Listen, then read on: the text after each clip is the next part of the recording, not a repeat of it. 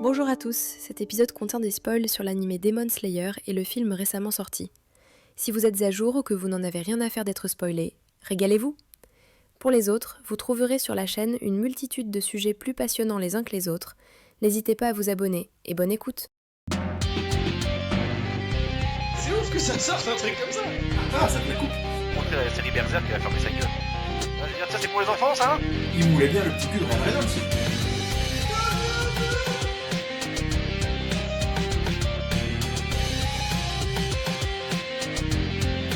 T'as besoin des darons. Bonjour à tous. Bonjour. Et bienvenue dans Son Sucre Alfred. Je suis Cygnus Bob. Et je suis Yavin. Nous serons vos hôtes, une fois n'est pas coutume, pour cette émission exceptionnelle, un petit peu particulière aujourd'hui, puisque nous enregistrons à distance. Tout à fait. C'est quelque chose qu'on n'a pas encore trop fait sur la chaîne, donc d'avance, désolé. On n'a jamais sorti même. C'est vrai, on l'avait essayé et C'est deux ça. fois, et les deux fois on l'a pas sorti. Exactement. Donc d'avance, excusez-nous s'il y a des petits couacs. Tout à fait. Qui sont malheureusement monnaie courante dans cette émission. C'est un peu une philosophie, c'est un peu... Et là, c'est aussi une première, parce que potentiellement, l'épisode est tourné là, monté ce soir, sorti demain matin. Du jamais vu dans l'histoire du podcast moderne. Si ça, c'est pas du professionnalisme, si ça, Voilà. c'est pas de l'entertainment. Puisqu'aujourd'hui, Je sais pas ce on que va parler d'un sujet d'actualité, et où justement, on voulait le sortir relativement vite pour coller à l'actualité. Nous allons parler, je te laisse le dire, De Demon Slayer, Kimetsu no Yaiba. je voulais pas le dire en japonais, j'hésitais. Kimetsu no Yaiba. Donc effectivement, Demon Slayer, puisque si vous évoluez un petit peu dans la sphère jeune, la sphère geekos, Voilà. vous le savez peut-être, le film est sorti chez nous dans nos contrées le 17 septembre. C'est ça. Et donc, ce film, alors, qu'est-ce que c'est ?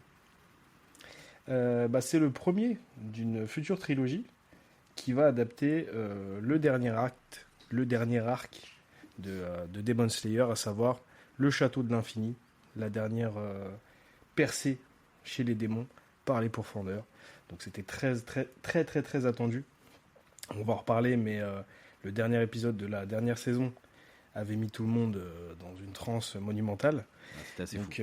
voilà, ce film était très attendu, il est sorti, on va en parler, mais d'abord... Alors, effectivement, donc peut-être quelque chose à dire. c'est la première fois qu'on parle de Demon Slayer sur cette chaîne, donc avant de parler du film, on va aussi faire un avis un peu Voilà. général sur Tout à fait. sur Demon Slayer, sans forcément trop rentrer dans le détail, puisqu'on se réserve un peu le droit de parler de Demon Slayer plus en détail plus tard, C'est ça.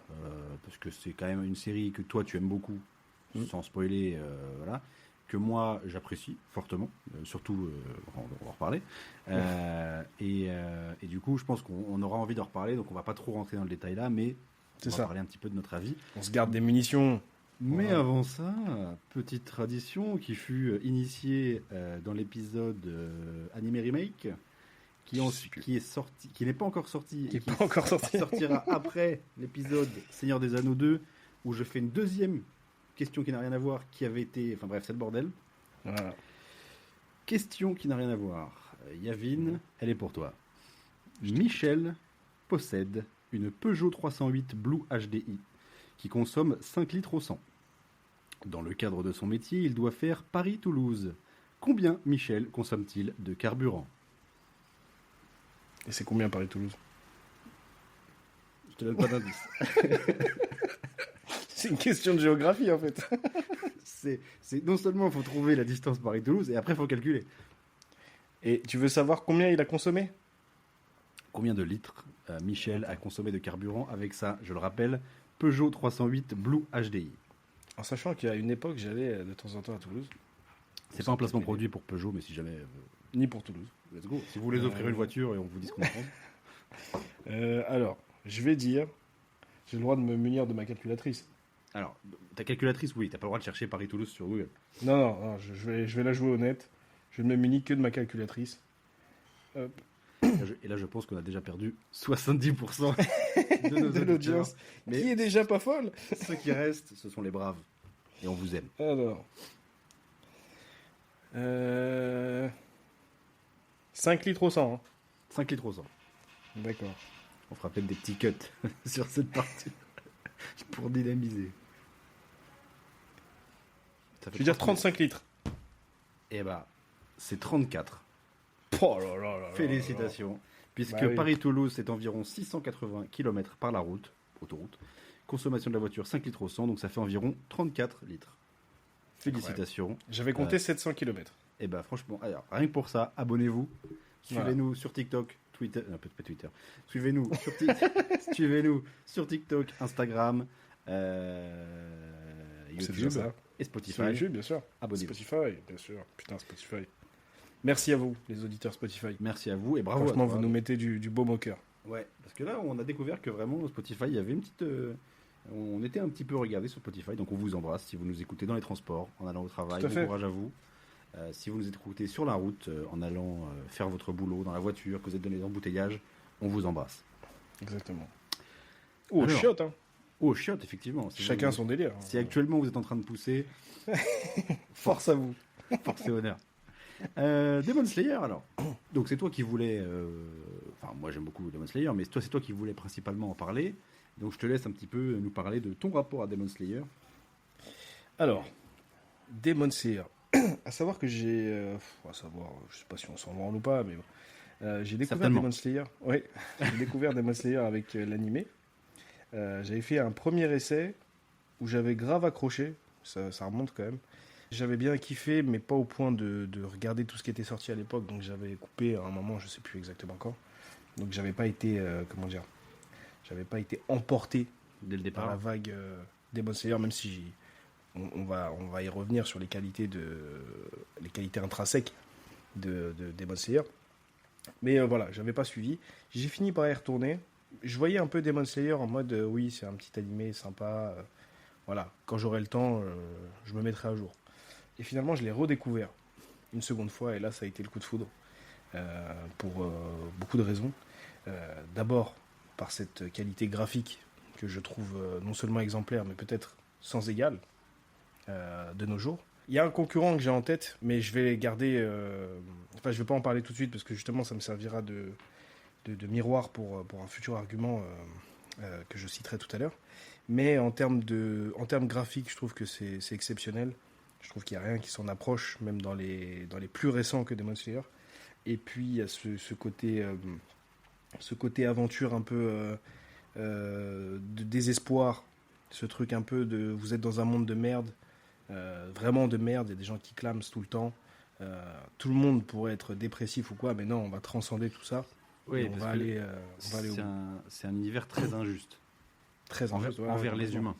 humains. Ouais. Très très injuste et effectivement c'est glauque quoi. T'as pas envie d'y vivre. Ah, complètement. Bah, premier épisode, l'autre, toute sa mif, ils se font charcler. L'hémoglobine dans Demon Slayer, c'est monnaie courante.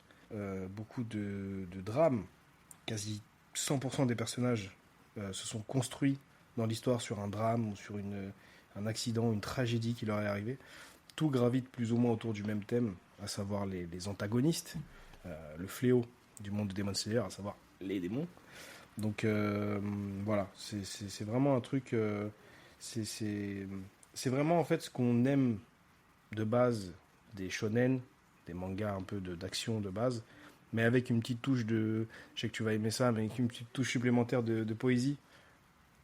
Une petite touche de comment dire, Il y a un rapprochement. d'intensité. Oui, j'imagine. Une touche d'intensité que j'aime beaucoup. Et voilà, c'est mon petit rapport à Demon Slayer. J'aime beaucoup Demon Slayer.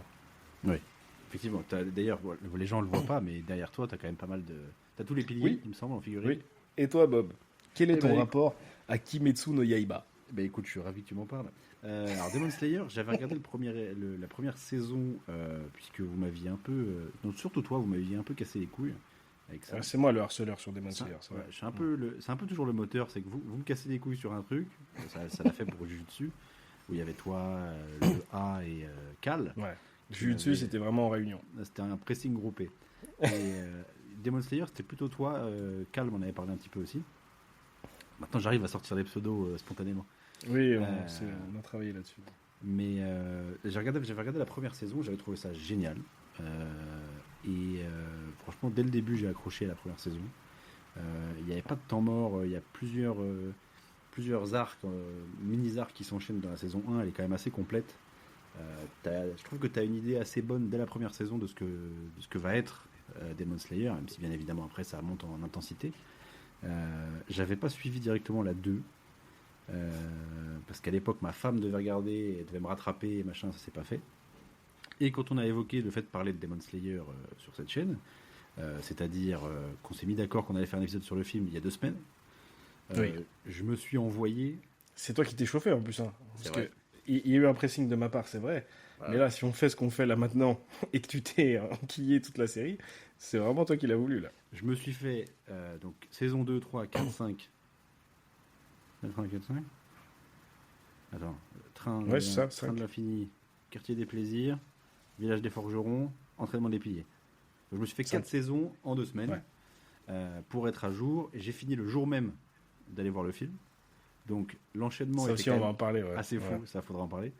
Et donc Demon Slayer, effectivement, c'est un animé que j'ai beaucoup aimé. J'y ai retrouvé des sensations familières, puisqu'effectivement, Sashwin, il y a un peu de poésie, je me suis senti un peu comme à la maison, puisque je suis un grand fan de Senseiya, et que j'y ai retrouvé un petit peu ce côté de l'émotion, du sacrifice, des amis qui s'entraînent torse nu ensemble. J'ai bien aimé ce côté-là, j'ai bien aimé l'arc de l'entraînement, il y avait beaucoup de bonhommes tout nus. Et vraiment, je trouve C'est que ton truc ça. c'est une excellente série, l'animation est magnifique. J'y suis pas autant attaché que toi, parce que déjà c'est plus frais dans ma tête. Toi tu as eu le temps aussi de t'y attacher avec le temps. Moi pour l'instant c'est encore assez récent, mais j'irai voir les autres films de la trilogie avec grand plaisir. Est-ce qu'on parle directement des points forts de Demon Slayer? Est-ce Oui, que- on peut se faire un petit point fort, point faible. Voilà, un petit avis général sur la série, quoi. Avant de Qu'est-ce qu'on passer se au fait? On film. se fait. Alors pour moi, j'ai pas pris de notes là-dessus, donc je vais te laisser commencer, puis Alors, le premier point fort, j'en ai un peu parlé dans mon rapport à Demon Slayer. Moi, c'est la beauté graphique de l'animé. Et je vais pouvoir du coup faire un petit parallèle aussi par la suite, dont je parlais tout à l'heure. L'animé est beau, vraiment il est magnifique, que ce soit les décors. La saison 1, ils utilisaient encore un peu trop la CGI, sur les personnages j'entends. ouais, il l'a caché mieux après. En tout cas l'aspect graphique effectivement il est génial. Moi qui suis très attaché à... je suis un bandeur du Japon, ça je pense qu'on peut on peut le dire tout de suite. J'aime beaucoup ces effets sur les différents souffles, où tu vois vraiment la matérialisation en général c'est un élément quoi, voilà. Tu vois la matérialisation comme je sais plus exactement comment ça s'appelle, mais comme des peintures japonaises, Les estampes, non? voilà, C'est pas ça peut-être, je sais pas. Mais en tout cas c'est très joli, les décors sont très jolis, c'est un monde qui est assez ouvert, tu passes de la neige à une montagne, Monde ouvert, on a fait un épisode dessus. effectivement allez le voir, il a flop. Terrible. On était sur plusieurs flops là, dont celui-là. Mais ouais, non, les décors sont très beaux. Que dire de plus sur l'aspect graphique? C'est très dynamique. Quand ils discutent, c'est évidemment très posé avec des décors japonais en arrière-plan. Mais quand ça commence à se castagner, là, c'est dynamique, c'est puissant, tu sens vraiment tous les coups. Et voilà, franchement, pour la partie graphique. Je rebondis sur la partie graphique justement. C'est que moi, ce que j'ai aimé dans Demon Slayer, c'est qu'on retrouve un cadre traditionnel. Bon, bien évidemment, avec des démons et un côté fantastique, fantasy ou fantastique. Mais il y a un côté traditionnel, tu vois, il y a les kimonos, même les villageois, ils sont habillés comme dans les films de samouraïs, etc. Les villages sont traditionnels, c'est des combats de sabres en vrai. C'est des mecs qui se battent avec des sabres, c'est des samouraïs. Même s'il y a tout un truc un peu plus moderne, les tenues des pourfendeurs, tu vois, ils ont des tenues un peu à la les tenues classiques un peu d'étudiants japonais, là, le truc noir, la veste noire, boutonnée jusqu'en haut, etc. Et presque un col de curé, un peu, c'est stylé, je trouve, j'adore leur tenue aux pourfendeurs. Mais effectivement, il y a ce côté, le truc autour des éléments, c'est pareil, ça fait très traditionnel, tu vois, il y a il y a vraiment ce côté guerrier japonais classique qu'on retrouve un peu dans Kenshin le Vagabond, des trucs comme ça. Oui, complètement. Et ça, il y a une espèce de retour aux sources, à la fois des paysans, parce que nous, bah, forcément, c'est pas notre culture, donc c'est cool, tu vois, comme tu as dit, Oui. sans être forcément un vendeur du Japon, c'est cool, tu vois, je veux dire, c'est des trucs que tu vois pas, tu vois. Et effectivement, je trouve que ça aussi, c'est réussi. Et par exemple, tous les motifs sur leur kimono, ils ont tous un style particulier, et ça, c'est kiffant. Ce côté un peu Power Ranger presque, avec cette identité visuelle de C'est chaque personnage ou chaque pilier même. Avec leurs couleurs et tout. Mais ouais, non, c'est très sympa. Je trouve que les saisons, surtout les saisons. Alors la saison 1, je l'ai dit tout à l'heure, il y a plusieurs mini-arcs qui se succèdent. Je trouve qu'après le découpage des saisons, la première saison est assez longue. Je crois qu'elle fait 20 ou 24 épisodes. Donc il y a plusieurs mini-arcs, mais les saisons d'après sont beaucoup plus courtes, beaucoup plus resserrées. Il n'y a pas d'inutile dans Demon Slayer. Moi j'ai un peu plus de réserve sur la saison 3 que j'ai moins aimé parce que je trouve qu'elle fait un peu doublon avec la saison 2, mais je trouve que chaque saison a son concept. Chaque saison a par exemple la saison 2 elle se passe dans un train, tu vois, ça donne une identité à la saison qui elle ressemble pas à la saison 1, tu vois. La saison 3, le quartier des plaisirs, mine de rien, il y a tout un truc autour des geishas, autour de l'endroit, etc. Il y a encore un concept. Le village des forgerons, pareil, il y a encore un concept, machin. Et l'entraînement des piliers, c'est encore un autre délire. Tu vois, chaque saison, je trouve que c'est bien découpé. Chaque saison a son but, son concept, sa ligne directrice. Et c'est assez cool. Genre que moi, franchement, malgré le fait que je me suis tout enquillé en 2 semaines, je me suis pas emmerdé. Il n'y a pas eu de temps mort, en fait. La série, elle est archi efficace, je trouve. Ouais, et puis c'est pas surchargé, comme tu as dit, c'est assez condensé. À partir de la saison 2, c'est pas des saisons de 60 épisodes. C'est à chaque fois un seul événement dans lequel il se passe pas mal de choses. Ils font monter l'intensité. Ça aussi, je trouve que c'est bien fait, comment ils rendent les choses graves facilement, tu vois. Ils passent vite de c'est cool à c'est grave. Donc, ouais, non, franchement, ça se dit, c'est pas indigeste, Demon Slayer. Et puis le fait que souvent les premiers et derniers épisodes de saison soient plus longs. Tu sais, il y a vraiment un côté climax à chaque fois. Exactement. Il dure. En gros, les derniers épisodes de saison, à chaque fois, ils font à peu près 2 épisodes normaux. Il y a un côté, tu sens que c'est important, tu vois, ce qui se passe. Notamment le tout dernier de la série. Celui-là, ouais. Où j'avoue que il te laisse un peu sur le cul. C'est con, hein, mais Demon Slayer, c'est un manga d'épée. C'est des mecs qui utilisent des épées, on l'a dit plusieurs fois. Vous devez le savoir certainement. Et moi, je suis très sensible à ça. Je vous renvoie tout à fait. J'en ai derrière moi là actuellement, vous pouvez pas le voir, mais je vous renvoie au Mettons du respect sur Bleach. J'aime beaucoup ça, que ce soit dans Bleach, que ce soit dans Demon Slayer. T'as cité Kenshin le Vagabond tout à l'heure, que j'apprécie beaucoup. Beaucoup moins que les trucs que je viens de citer, mais même si l'auteur a été arrêté pour détention d'images pédopornographiques. Je n'avais pas cette info, voilà. Je regarderai plus. Mais en tout cas, ouais, j'aime beaucoup ce truc des armes, surtout que là, il les utilise. Il matérialise, oui et non, des éléments. En vrai, ça habille plus le geste, ça habille plus le truc, et même la philosophie derrière le geste, et même la philosophie derrière le personnage aussi, parce que les personnages sont un peu représentatifs de leur souffle. Ça va un peu avec leur personnalité. Donc c'est assez bien fait là-dessus. Ouais, ça se charcle à l'épée, mais il y a quand même beaucoup plus de moments dans le manga où c'est épée contre pouvoir un peu démoniaque, chelou, tu vois. Parce que la plupart du temps, c'est les pourfendeurs contre les démons. Donc c'est pas épée contre épée, même si on a des petits moments comme ça et qui sont assez cool, que ce soit dans les entraînements ou autres. Et on devrait en avoir encore à l'avenir dans les prochaines sorties. Ça, par contre, on spoilera pas la suite, parce que, oui, je l'ai pas précisé, mais moi, j'ai déjà lu la fin de Demon Slayer, je sais ce qui va se passer, ce qui n'est pas ton cas, Bob. Comme tu disais, tu as fini l'animé, tu n'as jamais regardé le manga. Mais voilà, j'aime beaucoup les œuvres avec des épées. Effectivement, on y revient, on revient à ce qu'on disait tout à l'heure sur le côté injuste de l'univers de Demon Slayer, c'est que les pourfendeurs, pour compenser le fait que eux sont des simples humains, ils sont obligés d'avoir des armes, là où certains démons n'en ont pas besoin, notamment Akaza, on y reviendra. Et donc effectivement, il y a ce truc injuste, même il y a un moment où Tanjiro pètera un plomb en disant clairement, Les démons, vous, quand vous vous battez, on est obligé de vous combattre en pleine nuit. C'est pas à notre avantage. On n'est jamais à notre avantage contre vous. Et au final, tout ce qu'ils ont pour faire face à des démons qui sont bien plus forts qu'eux, c'est des épées et leurs C'est ça. couilles, quoi. Et des lames qui se cassent, on le voit à plusieurs reprises dans l'histoire. Notamment dans le film. Notamment dans le film. C'est pas du tout infaillible. Ils sont parfaitement désavantagés face aux démons qui, eux, ont des pouvoirs de régénération, ont des capacités surhumaines. C'est ça. Même s'il y a certains pourfendeurs qui s'approchent de ce genre de délire.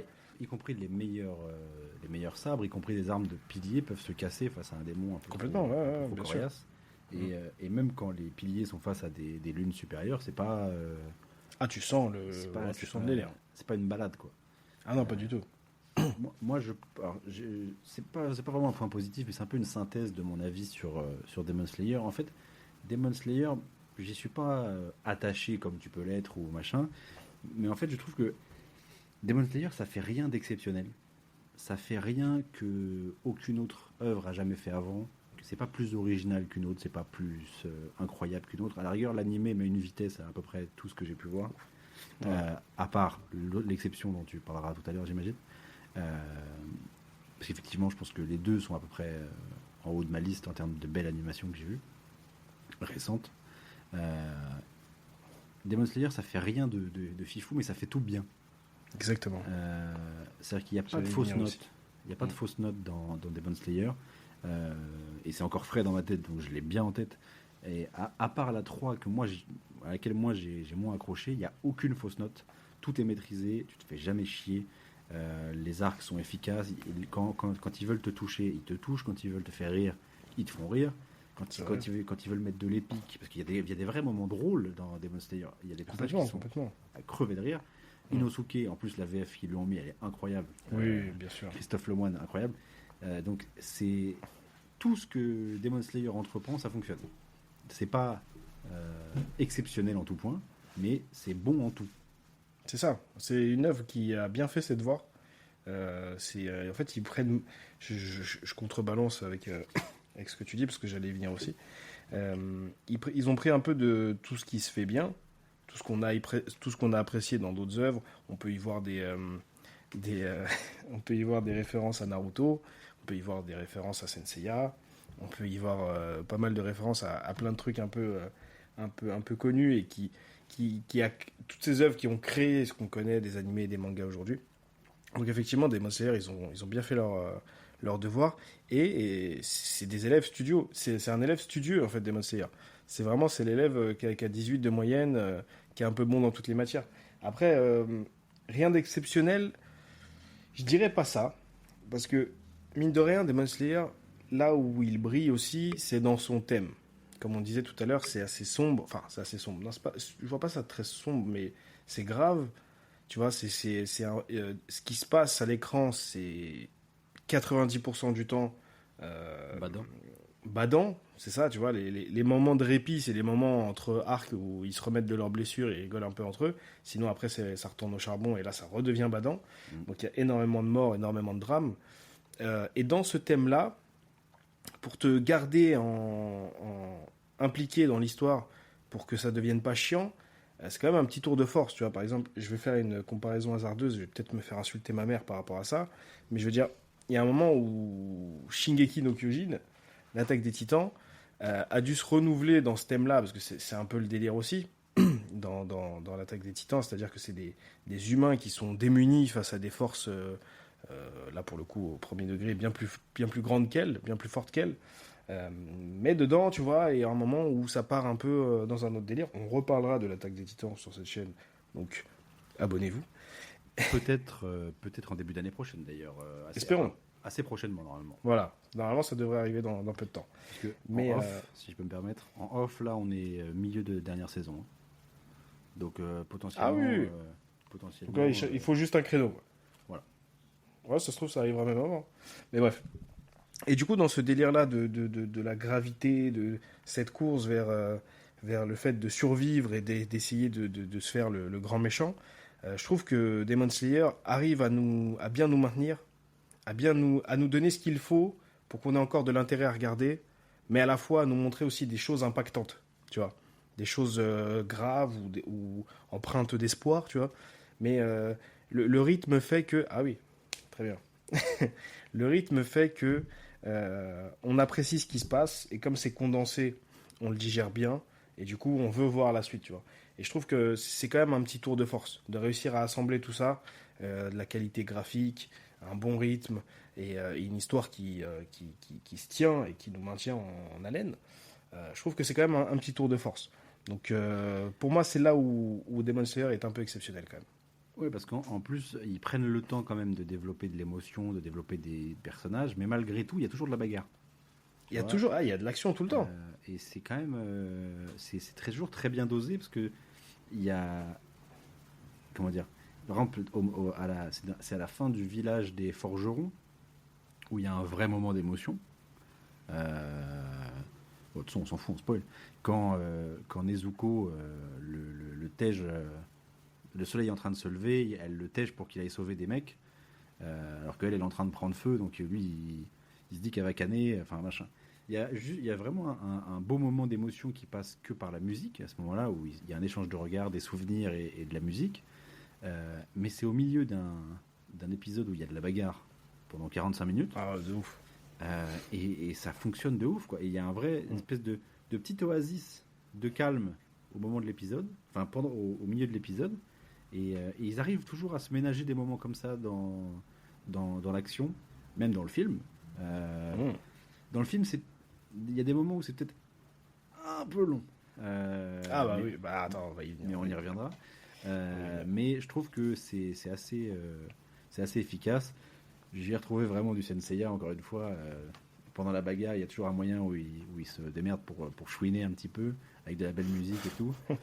C'est vrai que la musique, on n'en a pas parlé. Hein. Les musiques de la série sont très cool. Et il y a un thème principal qui revient régulièrement, qui est très cool. Des petits thèmes marrants, des petits thèmes un petit peu émouvants et tout, c'est très cool. Est-ce qu'on passerait pas... T'as encore du positif? Ah bah tu sais, si je continue, on est encore là demain matin. Parce que moi j'ai un petit peu de négatif. Ah attends, j'ai oublié ma comparaison hasardeuse. C'était pas avec SNK, excusez-moi. Par rapport à l'aspect graphique, ce que je trouve incroyable, c'est mon avis. Ce que je trouve incroyable dans Demon Slayer, c'est on l'a un petit peu dit, mais là je voudrais synthétiser en faisant une comparaison. Ce rapport qualité graphique, qualité d'histoire, tu vois. Souvent, on a l'histoire, mais pas forcément les graphismes. Soit parce que les trucs sont dépassés et vieux, soit parce que, je sais pas, ils ont pas mis le budget, tu vois. Un exemple qui n'est pas celui que je vais donner après, mais Dragon Ball Daima, toi t'as pas vu, mais c'est très beau, mais ça pue sa tante, tu vois. Vraiment, pour le coup, ça pue sa tante. Maintenant que j'ai Crunchyroll, peut-être que je vais le regarder et on pourra faire un épisode dessus, si jamais tu veux. Franchement, c'est même pas nécessaire. Ah bon? Si tu veux le regarder pour ta propre curiosité. Si on n'en parle pas derrière. Franchement, moi, ça me dit rien du tout. Vraiment, je saurais même pas quoi dire. C'est tellement c'est affligeant. Mais c'est pas de ça que je voulais parler. Moi, je voulais parler de Solo Leveling. Solo Leveling, c'est... C'est un cheval de bataille, ça. Ouais. Mais alors, on va finir par croire que j'aime pas Solo Leveling. Mais je kiffe Solo Leveling. J'ai suivi Solo Leveling et je kiffe ça. Mais, faut se dire la vérité. L'histoire... Franchement, c'est vraiment pas ouf. Niveau histoire, c'est vraiment pas ouf. Ça aurait pu être écrit par un préadolescent, tu vois, qui se touche un peu sur les trucs un peu épiques et tout. Parce que c'est archi épique. Ça, pour le coup, ça y a rien qui va au-dessus de Solo Leveling. Et en termes de qualité graphique, là, on est dans le ciel. Effectivement, ça a l'air assez magnifique. On est dans le ciel, les combats, l'action dans Solo Leveling justifie à elle-même et à elle seule l'intérêt de regarder Solo Leveling, mais en termes d'histoire, ça pue sa tante. Je pense et que là ça où... pourrait me suffire, moi, que l'action. Non, honnêtement, te connaissant, parce qu'on se connaît pas mal, te connaissant, je pense que ça va te casser les couilles. Mais, franchement, par curiosité, tente-le. Peut-être je serais ravi d'avoir... Peut-être que je regarderai une saison. Peut-être. Oui. De toute façon, j'ai payé, donc autant rentable. Autant rentable. Mais là, je te t'as cache rien pas à que foutre. je peux enfin regarder autre chose que Demon Slayer. Je vais pas me lancer tout de suite dans... Non, mais de toute façon, en plus, on n'a pas d'épisode de Solo Leveling de prévu. Non. Pour le coup, Solo Leveling, ça pourrait être intéressant d'avoir Exactement, on peut qui inviter. n'est jamais passé pour l'instant. On peut inviter Bro. Ça serait intéressant. Cal aussi l'a vu et il a un bel avis là-dessus. Mais voilà, c'était pour faire la comparaison avec ça. Quand tu prends Demon Slayer et Solo Leveling, qui sont deux œuvres en animé qui sont exceptionnelles, mais que tu compares les histoires, là, voilà, c'est le jour et la nuit. Ouais. Tu avais un petit point, J'avais point noir, Un petit point négatif, s'il y en est. négatif. J'ai un gros problème avec Demon Slayer, malgré tout ce que j'aime dans l'œuvre, c'est les antagonistes. Oui, c'est vrai. Je On en a suis parlé en off pas un petit peu. du tout fan des antagonistes de Demon Slayer. Il y en a très peu qui trouvent grâce à mes yeux. Il y en a un qui trouve extrêmement grâce à mes yeux. On y reviendra. Je suis pas très à fond dans les antagonistes. Je les trouve rarement. Leur chara design, moi, il me plaît pas des masses. À part Akaza que je trouve stylé. Muzan, il est stylé en termes de chara design, mais je n'accroche pas du tout. J'accroche pas du tout avec Muzan. Bah, t'en as rien vu pour l'instant. Déjà, c'est qu'en fait dans la série il fait rien. Quand il vient pour faire un truc, il se fait péter une bombe à la gueule, il va se cacher. Non, mais l'arrivée dans le L'arrivée- dernier épisode, là, quand il arrive au l'arrivée, mais ralenti. En fait, le problème c'est que comme en fait, là, quand il arrive dans le dernier épisode, qui rentre dans le domaine et que ça prend 15 minutes à marcher lentement là, machin, effectivement c'est stylé. Mais en fait, comme en fait, j'ai l'impression qu'on me dit regarde quand il y a du charisme. Et tiens, regarde, et t'as vu, et tiens, on le met au ralenti, tiens, on met de la fumée. Ah, je sais pas. Moi, je trouve que c'est bien fait. Moi, quand je même. trouve qu'en fait, il n'est pas. J'accroche pas. Certains antagonistes sont cool de par leur combat contre les héros. Parce que ça, faut quand même le dire. Parmi les gentils, j'aime à peu près tout le monde. Et ça, c'est quand même quelque chose d'assez fou. Il n'y a Ah, ils pas sont un tous personnage parmi les pourfendeurs et les protagonistes qui m'énerve. Et ça, c'est fou en vrai. Parce que c'est très rare. C'est très rare, tu sais, qu'il n'y ait même pas un mec un peu qui te casse les couilles, tu vois. Même Uzui Tengen, le pilier du son, saison 3, j'accrochais pas trop. Après, quand il revient, il est incroyable. Donc, il n'y a personne que j'aime pas parmi les gentils. Donc, les méchants sont cool dans leur opposition, tu vois. La saison 3, le frère et la sœur, ils sont intéressants parce que en termes de bagarre, ça fait des trucs cool. Et qu'en plus, ils font un parallèle avec Nezuko et Tanjiro. Mais à part ça, je trouve que à chaque fois, les antagonistes, ça me parle pas. Même le train de l'infini, l'antagoniste, je le trouve pas dingue. Heureusement qu'il y a Akaza derrière qui arrive pour sauver la mise. Et qui la sauve quand même, franchement. Mais voilà, les antagonistes, je suis pas très fan. Et Muzan, en fait, je trouve que j'ai l'impression d'y voir une sorte, je vais me faire insulter, de sous-Orochimaru. Tu vois, un mec qui fait ses petites bidouilles dans son coin, qui fait un peu de la science, tu vois, qui a un peu un rapport. Enfin, non, il n'a pas ce côté rapport étrange avec les adolescents qu'avait Orochimaru, mais en fait, il reste beaucoup planqué dans son coin, il fait pas grand chose. Et effectivement, après, il arrive au domaine, il se fait péter une bombe à la gueule et il va se cacher, quoi. Tu vois, et pendant tout le premier film, j'imagine qu'après, ça va se. Évidemment. Bien sûr. Mais Faut bien comprendre. Mais en final, il n'aura pas fait grand chose dans l'œuvre au global, tu vois. Même si les deux derniers films, il se sort un petit peu les doigts du chapeau et qu'il envoie des combats de ouf, il n'aura pas fait grand chose, tu vois ce que je veux dire.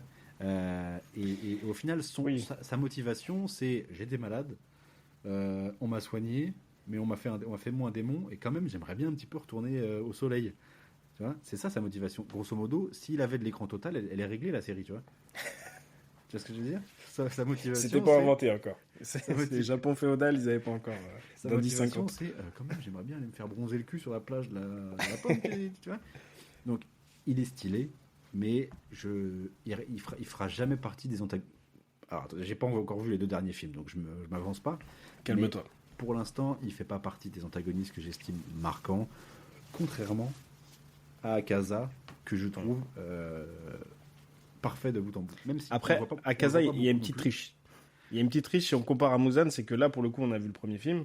Voilà. Ça y On a est, vu il est sa allé fin. au bout de son histoire. On Voilà. a vu l'intégralité de sa carrière. Donc là, effectivement. si tu dois parler d'Akaza, là, tu as le début, le milieu et la fin. Bien sûr. Mais je C'est trouve plus simple. il brille à chacune de ses apparitions qui pourtant sont pas nombreuses. J'en ai 3 en tête, concrètement. Il y a quand il tue Rengoku, quand on le voit avec les autres lunes supérieures, quand Muzan les convoque, Dans la réunion, ouais. et là, dans le film, on va en parler plus tard. Mais je trouve que vraiment, il est très stylé. Le fait qu'ils se battent à main nue contre des mecs qui se battent avec des épées, c'est méga stylé. Surtout qu'il y a toute une histoire derrière, on va en parler. Mais voilà, c'est vrai que c'est mon petit point noir, c'est que je suis pas à fond dans les antagonistes de Demon Slayer, mais c'est encore une fois une question de sensibilité Bien sûr. individuelle. Et je suis très Bien sûr. sensible. Alors, ouais, non, mais en plus, je te rejoins sur certains des points que tu as cités. J'avoue que les antagonistes des 3 premières saisons, à part le truc dans... Alors, je me souviens plus de leur nom. Oui, Mais Rui, sur le les mec de araignées, l'araignée, là. Ouais, ça c'était assez sympa. Il était très Même stylé. avec l'histoire de la famille, Ouais, ce oui, genre de c'était trucs et une tout. famille de remplacement. et tout. Exactement. Ouais, Lui, ça, c'était assez très cool. sympa. Effectivement. Et autant même, pour moi. même tu pensais que c'était le daron au début, le grand méchant. Exactement. Et en fait, Et en c'est fait, lui le tu chef. trouves que c'est le plus jeune qui est complètement taré. Et C'est qui ça. fait Et limite, il les oblige à rester. sa famille, ils ont peur de lui. Voilà. Ouais, il les séquestre et sont tout. Donc ça, désemparés. c'était brillant. Franchement, c'était sympa. Dans le train de l'infini, avant Akaza, effectivement, on s'en tape un peu les reins. C'est plus l'aventure qui est intéressante dans cet arc. Et le frère et la sœur, à part le parallèle avec Nezuko et Tanjiro que tu as cité tout à l'heure, c'est pareil, oui, c'est pas fou. Après, la bagarre est incroyable contre Tengen avec le frère et la sœur. Donc, moi, ça me suffit en soi. Mais je peux comprendre. Maintenant, là où je peux pas du tout comprendre, c'est Muzan. Franchement, Muzan, non. Mais je me doutais. Muzan, je me doutais. Ouais, non, Muzan, on nous en parle depuis le premier ou le deuxième épisode, je crois. Il Mais est justement, cité très vite. on fait que ça en fait. On fait que d'en parler, de dire à quel mais point. justement, Machin, mais... Tu vois, justement, ça, je trouve ça fort comment c'est fait, et ça me rappelle une autre œuvre majeure qui est One Piece. C'est-à-dire que on t'en montre pas beaucoup, on t'en dit un peu, et ça te suffit à te créer quelque chose, tu vois. Ça suffit à te faire spéculer, à te dire, ah putain, mais lui, s'il rentre en jeu, il va tout baiser, tu vois. Et c'est le cas de Muzan. Et justement, je trouve que c'est très bien fait, parce que les fois où on le voit, alors pas trop au tout début, parce qu'on le voit un peu au tout début, quand Tanjiro il a l'impression de l'avoir croisé, et il l'a factuellement croisé là, avec dans, son fils et sa dans femme. la foule et tout, ouais, voilà. À ce moment-là, on ressent pas trop ce que je vais dire, mais dès la réunion des lunes supérieures, par exemple, où tu vois que tout le monde, toutes les lunes supérieures se chient littéralement Ouais, dans le froc, juste à l'évocation de son nom, là, là, ça marche tout de suite. Quand ils stoppent tout le monde juste avec un regard, ils ont peur de l'énerver ou quoi, tu vois. Mais justement, C'est quand même assez cool. Et cette entrée, quand il va chercher Obuyashiki, au ralenti, là, laisse tomber, Non, il fait des effectivement. reflets sur l'eau. non, effectivement, là c'est des Je stylés. te dis que, voilà. Et puis en plus, tu dis, il s'enfuit dans le train, dans son repère, là. Mais je veux dire... Ouais, il emmène tout le monde avec lui. Voilà, c'est ça. Non seulement il emmène tout le monde avec lui, et puis il a fallu une bombe Satan 2, il a fallu l'arrivée de tous les piliers, il a fallu que l'autre, la meuf, lui mette un truc dans le corps. Ils se sont quand même mis à 18 Ouais, non, ça, par contre, pour essayer de le faire partir. Le Paroche qui fait un 1v1 contre lui. Parce que justement, en fait, Muzan, on passe son temps à te dire à quel point il est puissant, etc. Il y a un terme qui tourne beaucoup en ce moment, c'est l'aura. Tu vois Oh, il a trop d'aura, lui. Aura plus 1000. C'est un terme d'enculé, d'accord. Tous ceux qui l'utilisent là, s'il y en a parmi notre public, Ah, mais c'est les jeunes, c'est les jeunes. voilà, c'est les jeunes là. Il a beaucoup d'aura, mais factuellement, il fait pas grand chose. Et moi, quand il fait mais son c'est entrée, normal. quand il fait son entrée de Undertaker dans le domaine, j'ai l'impression qu'il mérite pas ce moment en fait, tu vois. Oh. Mais attention, encore une fois, moi j'ai pas vu la fin, tu vois, donc. Pour Oui, l'instant, bien c'est- sûr, toi, c'est tu mon peux point pas de vue, savoir. Arrêté à aujourd'hui. Tu peux pas savoir quelle dinguerie ça va être. Mais, ouais, non, je sais pas. Moi, je sais que ça fonctionne sur moi. Comme là, je parlais de One Piece. One Piece, il y a énormément de personnages qui sont comme ça. Là, on est en... Par exemple, là, on est en septembre 2025. On commence à peine à entrevoir certains personnages dont on nous parle depuis 30 ans. Et pourtant, je trouve que ça fonctionne. Hein. D'un point de vue narratif, ne pas te montrer exactement ce dont il est capable, mais tout en genre, tu peux constater l'effet et la peur qu'il inflige à des gens qui savent. Factuellement, eux, ils savent ce qu'il est capable, tu vois, ce dont il est capable. Et donc, ils en ont peur, comme on a dit, à la fin du dernier épisode de la dernière série, ils sont une dizaine, il y a plus d'une dizaine à vouloir se le faire, tu vois. Et c'est même pas suffisant, tu vois. Mais tu vois, je trouve que ça fonctionne dans une œuvre comme One Piece, qui quand elle s'arrêtera, aura duré 30 ans, comme tu as dit, tu vois. Là, pour le coup, Demon Slayer, on est déjà à la fin. Même s'il nous fait un climax d'enculé, Muzan, ça empêchera pas que pendant tout le reste de la série, justement, on n'a que parlé de lui, tu vois. Alors certes, effectivement, ça marche, parce que quand tu le vois, tu sens qu'il est puissant. Parce que je veux dire, tu sens qu'il est puissant, et ça rend les autres face à lui impressionnants. Tu vois, quand le pilier de la roche, il fait un 1v1 contre lui juste après l'explosion, tu te dis, le pilier de la roche, c'est quelque chose, tu vois. Parce qu'il fait un 1v1 contre Muzan, le mec qu'on te fait monter en sauce depuis le début. Et après, surtout quand tu vois qu'après tous les autres piliers arrivent même pas à faire quelque chose, ça rend le truc impressionnant, mais c'est sa réputation qui est impressionnante au final, pas lui, Oui, mais après, comment dire?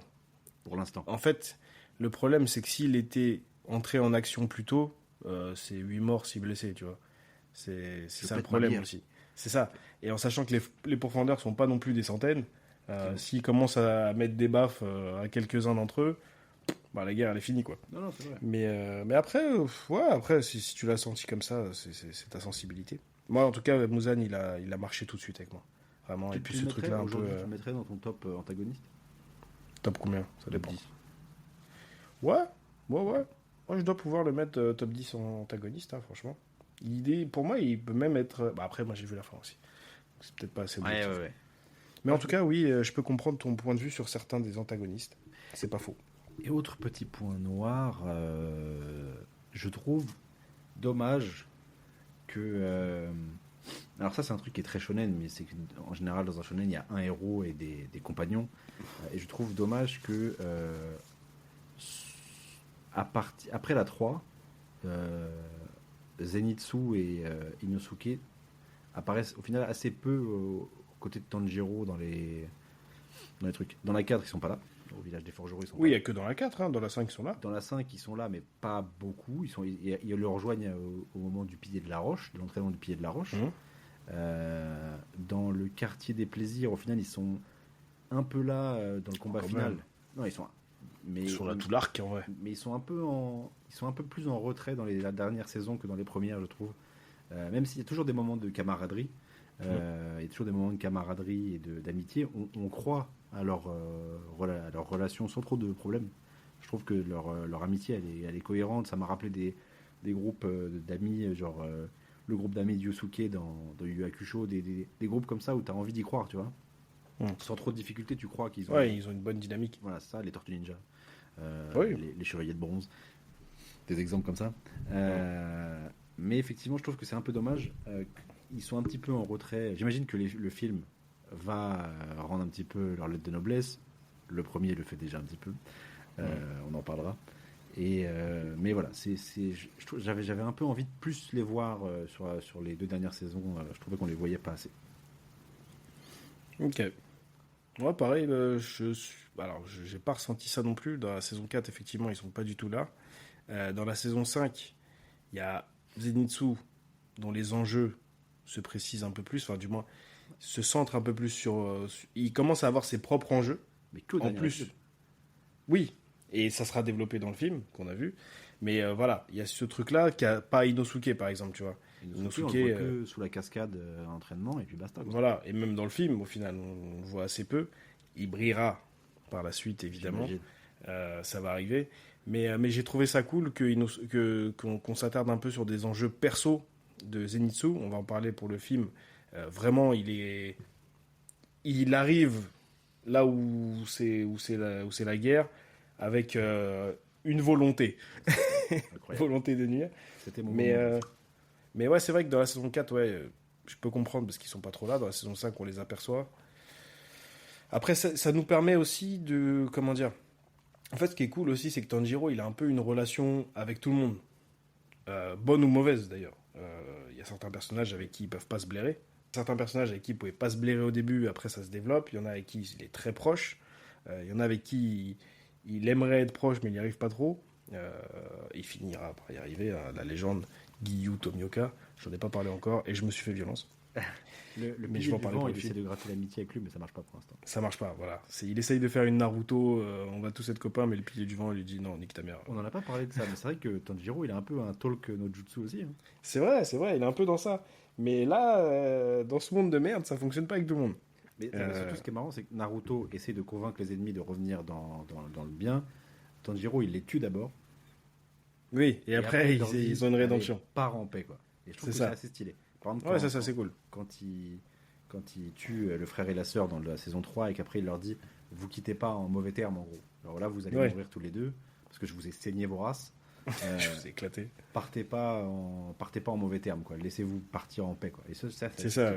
stylé. Il les tue d'abord et après il leur fait la leçon tu vois. Non, ça, Non, non, ça c'est charcle. Il y a des morts. Il y a Ah des ouais, morts il y a dans des Demon morts, Slayer. il y a des morts, ouais. Ça rigole pas. Notamment dans le film d'ailleurs. Est-ce qu'on basculerait pas au film? Là, je crois qu'il faut. Hein. Messieurs, dames, Demon Slayer, film 1, La Forteresse Infinie. Le Alors, retour d'Akaza.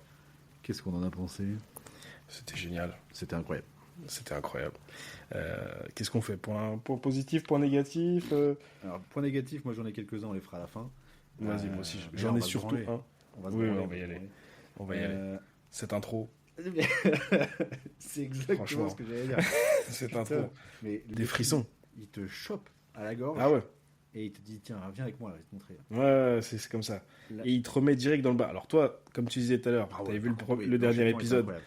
Voilà. Parce que j'ai fini donc le dernier épisode de l'entraînement des piliers, donc avec l'arrivée de Muzan, l'explosion et tout le bordel, et le départ à la forteresse infinie. J'ai fini ça dans le trajet du RER qui me menait chez moi, en allant au cinéma, en allant récupérer ma caisse pour aller au cinéma. Donc c'était on ne peut plus frais dans ma tête. Ce qui est du coup. T'as vécu un j'ai truc pas- exceptionnel. J'ai pas eu l'attente que vous avez pu avoir à faire monter la sauce, machin, etc. Ouais, ouais. Mais j'ai eu l'immédiateté, quoi, tu vois. Et ouais, l'intro, elle est dantesque. Tu vois tout le monde a son petit moment. Ouais. Chaque pilier, chaque personnage a son petit moment où tu le vois zigouiller des démons. Il y a du combat de masse, ce que j'appelle le combat de masse. C'est-à-dire que c'est pas du 1v1, c'est quand t'as des... C'est un peu les Dynasty Warriors, tu vois, C'est ça, oui, bien sûr. quand t'as 15 000 ennemis et que les mecs, ils les C'est déglinguent. ça.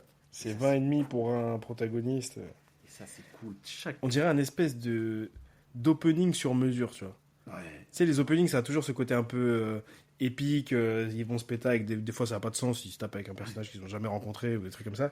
Mais là, non, mecs qui il y a la apparaissent jamais musique. dans la série. C'est ça. Là, il y a la musique dans le fond. Ça se pétage. Comme tu as dit, chacun a son moment.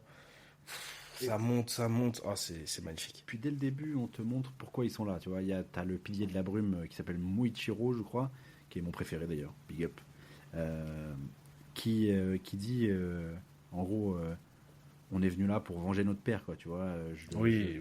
je partirai pas sans machin. Et t'as le pilier de la roche qui lui dit, t'inquiète pas, on est tous venus pour la même raison. Exactement, on pense tous la même chose. Et là, tu vois l'autre là qui commence à chialer et tout. Et on voit tout de suite les répercussions de la mort d'Ubuyashiki qui s'est sacrifié héroïquement pour essayer de créer une brèche, pour essayer de créer une faille chez Muzan et amener tous les piliers à achever son œuvre, Ça a réussi. Au final, l'œuvre parce de que sa vie. Ils ont jamais Au été aussi final, proches, pour l'instant. Exactement, ils sont en pole position pour se les faire. Ils vont rencontrer des difficultés évidemment, mais on a tout de suite les conséquences de ça. Tu vois que tous les piliers, ça les a atteints. C'est limite la pire chose qui pouvait leur arriver. Et carrément, même Ubuyashiki, il le dit. Il s'adresse aux piliers de la Terre parce qu'il dit que les autres seraient incapables de le suivre laisser son plan, partir comme ça. ouais. Voilà, exactement. Il y a que le pilier de la Terre qui a le mental pour l'accepter. Et même lui, ça l'atteint. Ouais. Alors que le mec, il fait 3 mètres, il fait 400 kilos de muscles, Il est incroyable. il est aveugle. C'est extrêmement fort. Cette intro, elle est magnifique. En plus, le fait que du coup, pour pas éveiller les soupçons de Muzan, le Obuyashiki, il a dû faire mourir sa femme et 2 de ses filles avec lui quand même. Et ils ont accepté. C'est assez fou. On va y revenir, mais quand le petit dit ça, déjà en scan, c'était incroyable ça. Ouais, alors le petit, moi j'avais pas souvenir qu'il avait un fils. J'avoue que j'avais un peu zappé. Ah, ils le disent pas. Toute la famille là. Tu l'apprends dedans. Ok. Et le Ouais. fait que le petit, pendant tout le film, tu le vois en train d'essayer de cartographier la carte de l'infini. Que le mec, il vient de perdre son père, sa sœur, sa mère, ses sœurs, sa mère. Et que malgré tout, il fait son boulot, etc. En fait, Il a vraiment repris un la côté- relève direct. Il y a vraiment un côté. Chacun donne le meilleur, tu vois. Et même les petits pourfendeurs qui n'ont pas de blase, tu vois, les figurants. Ouais. Qu'on a vu s'entraîner dans l'arc d'avant, bah, ils ont des moments, tu vois, où ils se C'est battent ça. contre des démons. Tu les vois tuer des démons Oh, en ouais. équipe et tout. Quand les piliers s'attardent trop sur des démons random, ils disent non, cassez-vous, on va s'en occuper Faut là. pas que les piliers se fatiguent, etc. Exactement. Alors ils sont nazes hein, parce qu'ils se mettent à 8 sur un seul démon, mais ils y vont Mais ils y arrivent. avec tu les vois. couilles. Même t'en as un qu'on connaît plus que les autres, là, celui Murata qui était sauvé par Tanjiro dans la première. Qui est là depuis le début. Ouais. Qui lui est un peu plus mis en avant, puisqu'il aide le démon là, qui aide Tamayo, je sais plus comment il s'appelle. Je me souviens plus. Et ouais, il y a vraiment un côté, on y va tous quoi. On va en enfer, mais on y va tous ensemble. Et on va baiser sa mère. Et dans les saisons précédentes, tu pouvais voir des fois des pourfendeurs qui doutaient, qui avaient peur. Une fois dans l'action, je parle des randoms, hein. Ils étaient pas sûrs d'eux, tu vois. Mais là, c'est tout le monde a des couilles, tout le monde y va et on va crever ici en fait. Tant pis. Parce que justement, tout l'enjeu aussi de l'arc d'avant, c'est d'arriver à parce que Tanjiro, les piliers, etc., ils sont allés au feu, tu vois. Ils ont combattu des lunes, ils ont chié. Le pourfendeur moyen, grosso modo, c'est un expert comptable avec un sabre, tu vois. C'est ça, il est pas. Et là, il a la théorie, quoi. Tout l'arc d'avant, on a passé un temps à leur enseigner à se battre. Chaque pilier a donné de sa personne pour en faire des guerriers, les motiver. Tanjiro, il est aussi allé avec eux au charbon, tu vois. Et là, tu vois le résultat de tout ça. Tu vois que maintenant, les pourfendeurs, c'est un corps d'armée uni, etc. Et vraiment, ils vont en première ligne et ils se tapent, quoi. Et complètement. Tu vois et ils ont même conscience du sacrifice potentiel dont ils vont devoir faire preuve pour le grand projet. Ils pourront sortir de là, au final. Ah ouais, là, faut que tu acceptes la mort, sinon... Par contre, je viens de capter, j'ai pas l'impression qu'on voit beaucoup de pourfendeurs mourir parmi les petits figurants. Non, mais on s'attarde pas tant que ça sur leur combat en soi. On doit avoir en arrière-plan un mec ou deux. J'ai l'impression qu'on n'en voit pas tant que ça. Mais oui, ça va se développer. Non, l'intro est assez incroyable. Chaque personnage, parce que du coup, toute l'intro, c'est une chute au final. Et donc évidemment, déjà visuellement, le film est magnifique. Tous les décors. Ce qu'on a déjà vu, aussi beau. Ce décor à la perte de vue avec des vieux bâtiments de partout, etc., c'est magnifique. Ça pourrait être du Miyazaki, j'ose le dire. Ça s'assoit à la table de certains décors du voyage. C'est trop CGI pour du Miyazaki, mais effectivement, des fois, c'est très bien fait. Et même, à un moment, j'ai eu l'impression qu'au fond du fond, ça laguait. C'est possible, ouais. J'ai eu l'impression que le PC qui joue beaucoup sur la profondeur. Le PC, il était en sueur. La RTX. Mais effectivement, c'est assez cool. Tu les vois tomber au ralenti. Et évidemment, il te montre pas Tanjiro tout de suite. Tu vois, il te fait monter la sauce, il te montre des personnages. Et quand il te montre Tanjiro, t'es là, putain. C'est incroyable. Il tombe. Attends, je suis obligé de parler de ça. Il tombe. Il commence à se dire putain, j'ai pas l'équilibre. Il veut lancer une technique pour essayer de ralentir sa chute. Sauf qu'il comprend qu'en fait, en étant en chute libre, il n'a pas de point d'appui ou quoi. Il commence à se dire, évidemment, on sait qu'il va pas s'écraser la gueule. Mais ça serait un peu teubé. Mais il commence à paniquer un peu. Et là, t'as l'autre grosse gag qui déboule. Guillou Tomioka. Ah voilà, précise. Dans une scène dantesque. Hein?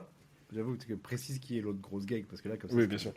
Guillou Tomioka qui déboule pour le choper. Ça ne sert à rien. C'est juste de l'exposition. C'est juste pour le mettre en valeur. C'est pour le plaisir. Mais de toute façon, Tomioka, c'est le pilier MVP de ce film. Oui. Oui, parce que effectivement, on voit deux piliers se battre dans le film, vraiment longuement. Il y en a une qui clams. Donc oui, parce que du coup, la pilier, c'est Kocho. Shinobu. Moi, je l'appelle Shinobu. Je sais pas c'est quoi. Donc la pilier des papillons, des fleurs, pilier des papillons. Non, elle c'est insecte. Enfin, c'est le souffle de l'insecte. Je sais pas c'est quel pilier, mais c'est le souffle de l'insecte. Avec le poison, donc elle clams. Voilà. Mais elle a quand même un combat tout à fait honorable contre la deuxième lune supérieure. Donc il y a un moment, mourir contre un mec comme ça, c'est pas non plus la honte. C'est ça, et puis en plus la pauvre, c'est le premier combat qui tombe, et elle tombe sur la deuxième, quoi. Elle est mal tombée. Et à côté de ça, t'as Tomioka qui lui aussi a un gros combat. Et oui, évidemment, c'est absolument incroyable. Le 2v1, parce que bon, on en parle direct, le 2v1 entre Tomioka, Tanjiro et Akaza qui est au sommet de son art. Limite, Tanjiro, il est un peu en retrait dans le combat. Oui, et il y a même des moments où je me suis surpris à me dire fais une petite pause Tanjiro là, laisse-le se washer un peu là. Ouais, c'est ça. Non, effectivement. Parce que du coup, le film, parce qu'il y a un troisième combat, donc on va quand même parler. le film s'articule autour de 3 combats. C'est Enfin, ça. on peut le Entrecoupé dire. de petites scènes d'action annexes. Voilà, il y a cette Mais, intro qui est dantesque. Tous les piliers sont stylés. Même le pilier du vent, je sais que tu l'aimes pas trop, mais il est incroyable. C'est un peu un fils de teinte, mais. C'est un connard mais avec son très stylé. frère. Et en vrai, ça reste un mec qui a envie de faire le bien. Tu vois, c'est pas un mauvais, tu vois. Et ensuite, on a donc le combat de la pilier donc de Shinobu contre la deuxième lune supérieure. On a ensuite le combat de Zenitsu contre Kaizaku, je crois qu'il s'appelle. Je me souviens plus de son nom. Qui est une C'est nouvelle son lune, ancien camarade. Qui est une nouvelle lune supérieure et qui est son ancien camarade. Ça fera partie de La notre quatrième, si je dis pas de conneries. Quatrième peut-être. Je sais pas s'ils le disent, mais ça fera partie. Si, de si, mes je crois points qu'ils disent. Ça fera partie de mes petits points négatifs. Je peux peut-être même en parler maintenant. Il sort d'où? Vas-y. Si. Parce que j'avais Alors. vu la série récemment. Tu l'as pas vu une seule fois? Et je crois. Alors, on le voit dans le flashback du pilier de la roche. Parce qu'il fait partie des gamins qui. Il me semble qu'il fait partie des gamins dont il s'occupait quand il n'était pas encore pilier. Ah, peut-être. Mais alors, C'est moi, un c'est mot, plus ancien, mais. Il explique qu'il y a un gamin qui s'est enfui et que du coup ça a ramené les ennemis et que c'est là que tout le monde s'est fait massacrer. Et ben, le gamin qui Je s'est sais enfui, plus. c'est lui. Je sais plus. Je sais plus à quel moment, mais je sais qu'on le voit à plusieurs reprises dans la série, vite fait. Mais effectivement, c'est là où on va vraiment nous expliquer qui il est. Moi, ce mec-là, j'ai un peu l'impression qu'il est sorti de nulle part et qu'ils nous l'ont calé comme ça dans le film. Alors, moi, j'ai beaucoup aimé toute cette partie-là avec Zenitsu, etc. Mais effectivement, j'avoue que j'étais un peu largué sur le moment parce que effectivement, dans la saison d'avant, on voit qu'il reçoit une lettre qui semble lui annoncer une mauvaise nouvelle. Et donc, dans ce film, on découvre que en fait, c'est la mort de son maître qui s'est fait le suicide rituel par seppuku, sans assistance pour mettre fin à ses souffrances en plus. Donc il a dû douiller sa race parce qu'il était déshonoré, parce que l'un de ses 2 successeurs potentiels, le camarade de classe entre guillemets de Zenitsu, était devenu un démon et une lune supérieure qui plus est. Et donc Zenitsu s'est donné pour mission. On l'a jamais vu aussi sérieux, on l'a jamais vu aussi motivé et on l'a jamais vu aussi chaud, et il s'est donné pour mission du coup de venger son maître et de faire payer son ancien camarade qui était un peu en plus un exemple un peu pour lui, un modèle, malgré le fait que l'autre le méprisait et le traitait comme de la merde. Et donc là Zenitsu déboule déterminé, il a même plus besoin de dormir pour être fort, maintenant ça y est, Ah oui. il a passé un cap. Et ensuite à ce troisième combat, donc Tomioka Tanjiro Akaza, qui va être le climax à la fois action et émotionnel du film. Et donc le film, grosso modo, c'est ces 3 combats-là, entrecoupés de petites paillettes. C'est ça. Et qui annoncent la suite de cet arc. Donc est-ce qu'on fait combat par combat? Un petit mot pour chaque combat? Oui, bon, le premier, je pense qu'on va aller assez vite. Il est bien. Il est très très bien.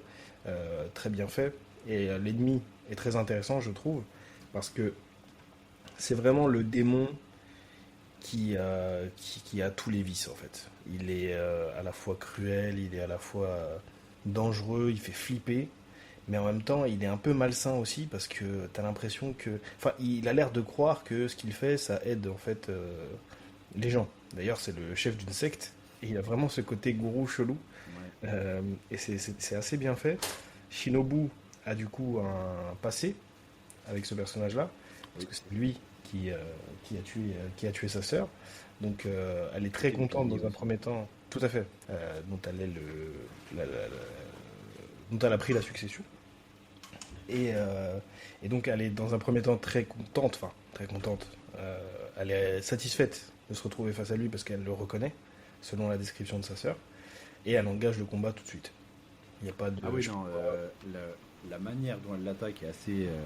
c'est-à-dire qu'il est en plein milieu d'une phrase, et d'un seul coup, pam, elle lui enfonce son épée dans l'œil, parce qu'elle, son sabre, il est très fin, du coup, et elle se sert plus pour piquer que pour couper.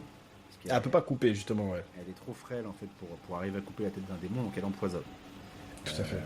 Mais malgré tous ses efforts et son héroïsme indéniable, parce qu'elle Ouais. elle se bat jusqu'au bout. À un moment, il lui dit voilà, t'as le poumon perforé, une côte pétée, enfin, ouais. Et elle se relève quand même et essaie toujours de l'attaquer. Il y a son élève à elle qui arrive. Alors j'ai pas son nom à elle. Je me souviens plus non plus. Celle qui joue tout à pile ou face et qui parle pas trop. Avec qui Tanjiro a sympathisé, qui arrive et qui voit son maître clairement se faire buter. Ouais, elle arrive pile au moment où l'autre envoie ce qui est censé être son dernier coup, qui ne suffira malheureusement pas à tuer la deuxième lune supérieure. Et du coup, elle se fait broyer. Qui littéralement. surprendra la deuxième lune quand même. La deuxième lune est un peu Oui. surprise par la puissance du truc, mais effectivement elle lui casse le dos et ensuite elle l'absorbe.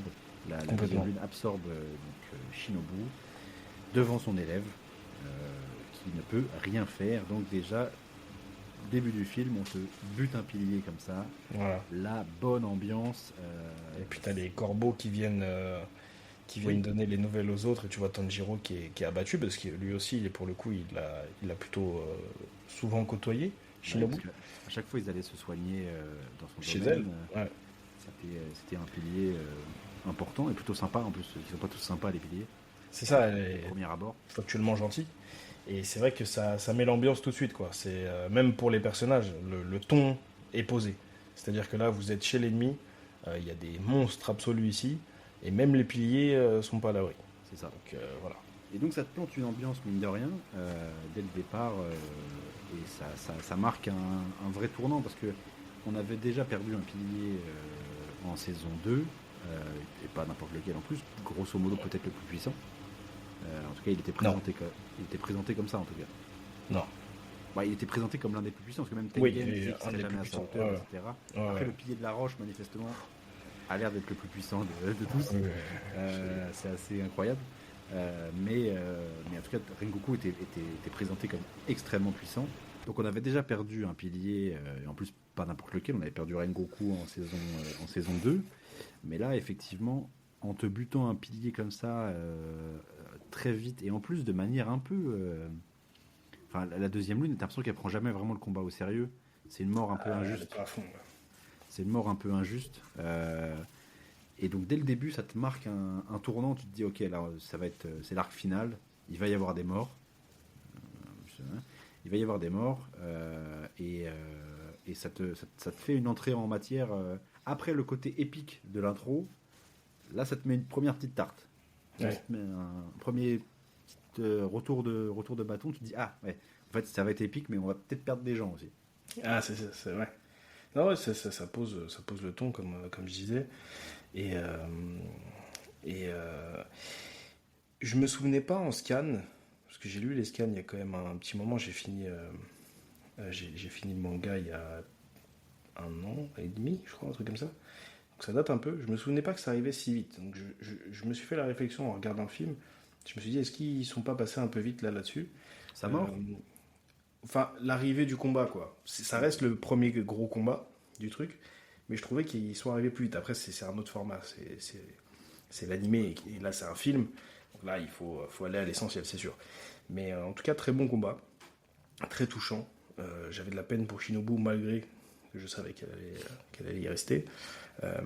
Et surtout, moi, je trouve que ça sert aussi la deuxième lune supérieure, énormément, où tu te dis, putain, celle-là, pour se la faire, il va falloir y aller, quoi. Ouais. Moi, encore une fois, c'est un chara design que j'aime pas du tout.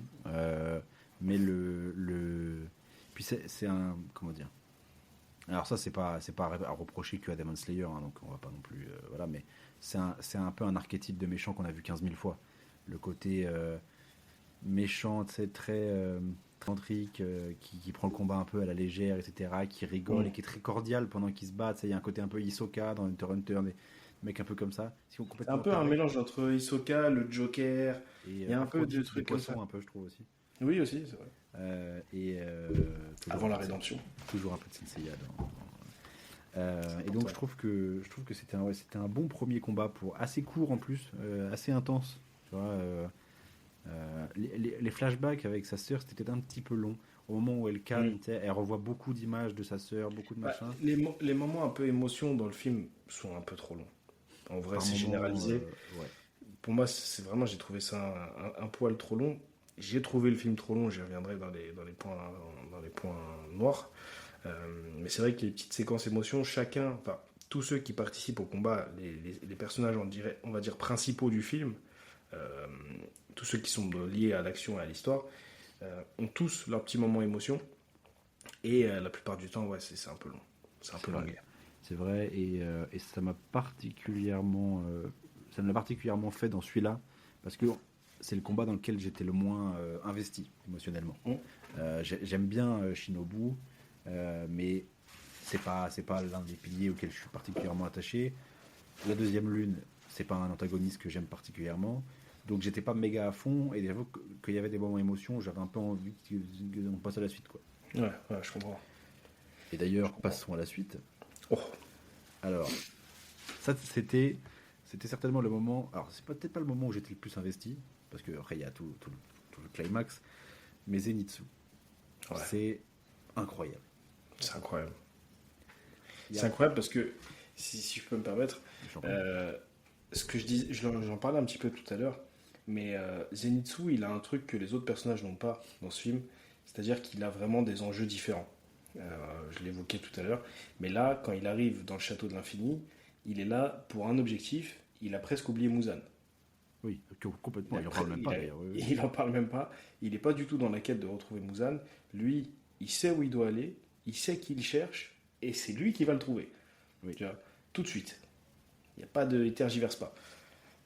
Et ça, j'ai trouvé ça assez intéressant. Et puis on l'a jamais vu comme ça. En fait. On l'a jamais vu aussi sérieux. Il parle. Alors, j'ai vu la série en VF, j'ai vu le film en VO, donc je peux pas comparer l'acting des comédiens, mais en tout cas, tu sais, en VO, il parle avec une voix très posée, très calme. Il est pas vraiment il est en colère, mais il s'énerve pas. Non. Il est assez froid.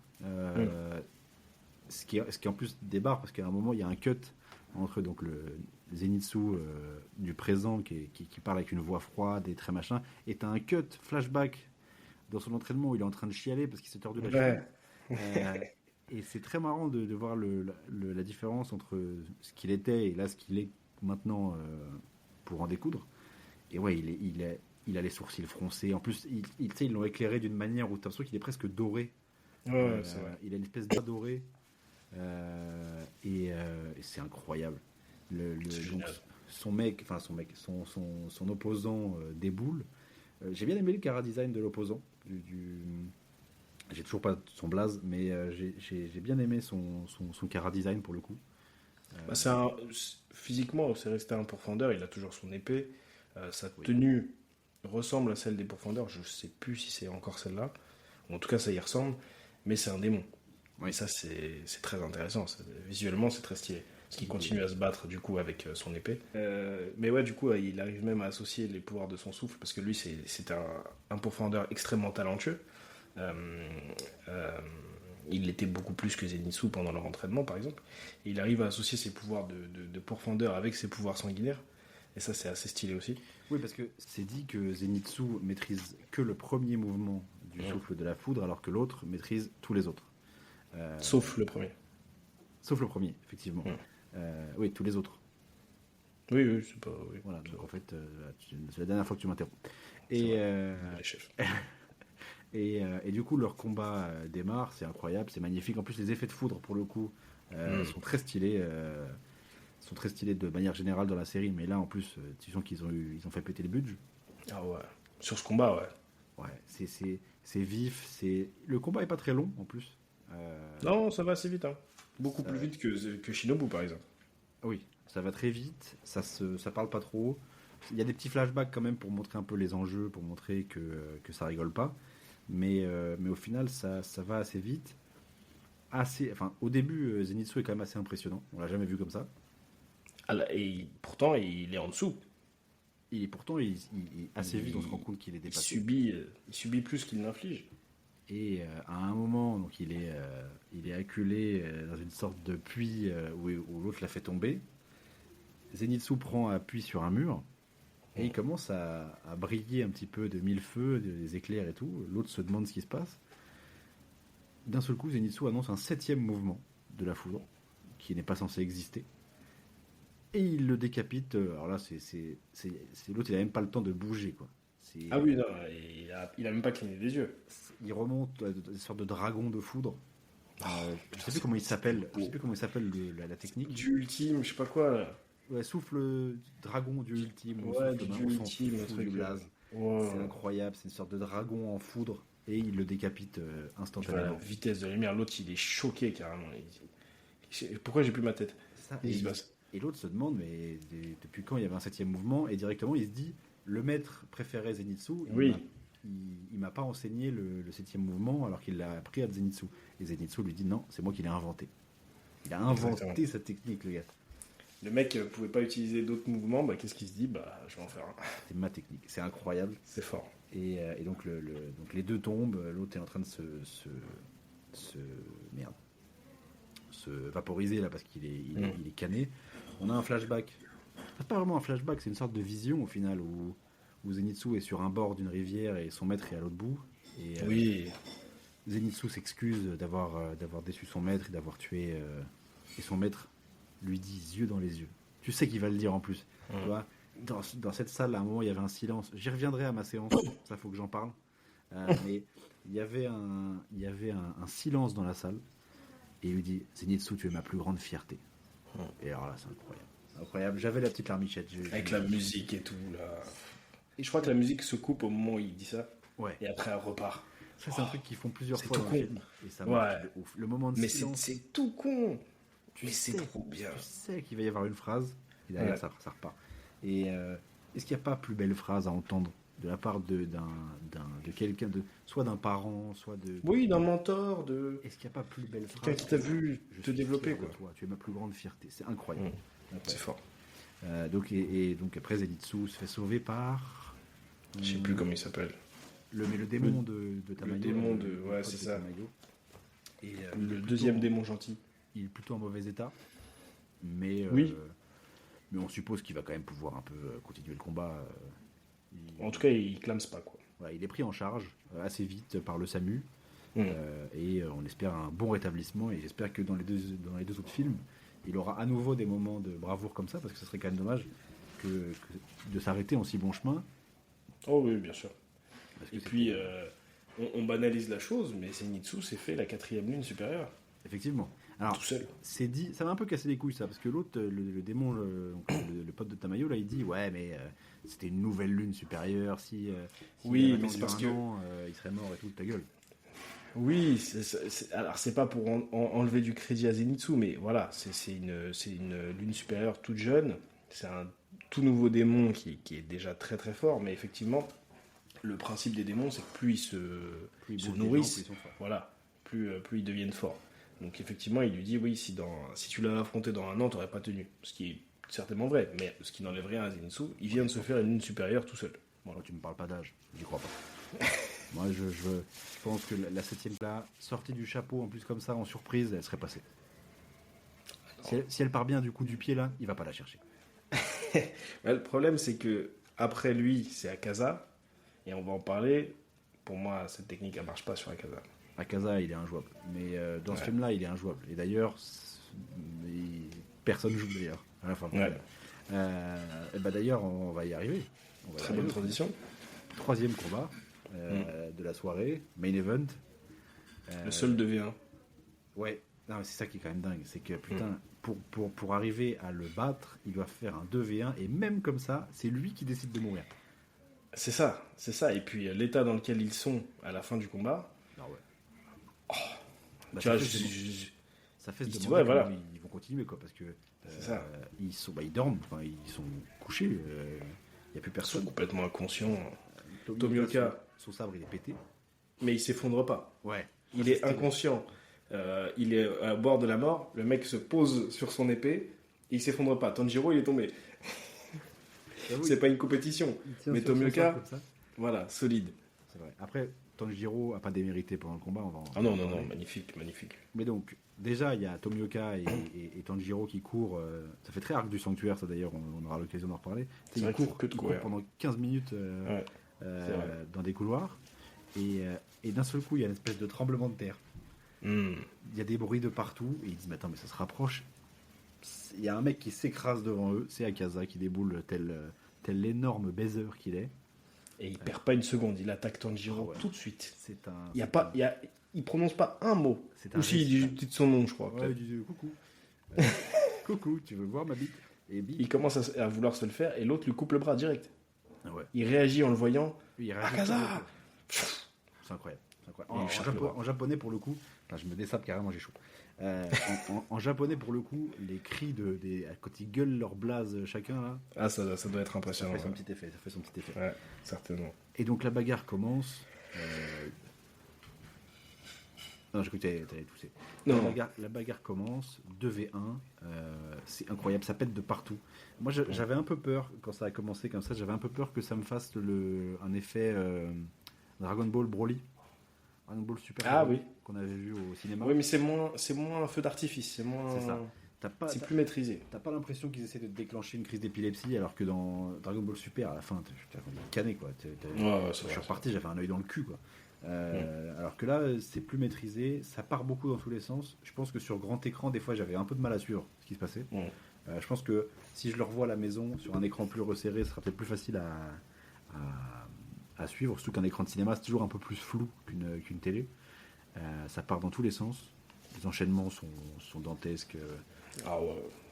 C'est Tomioka, il en maîtrise Ça prend plusieurs dimensions. Ils vont d'immeuble en immeuble parce que du coup, le château de l'infini, c'est une espèce Ouais, il s'étend de tout le gros temps. immeubles style japonais à l'ancienne.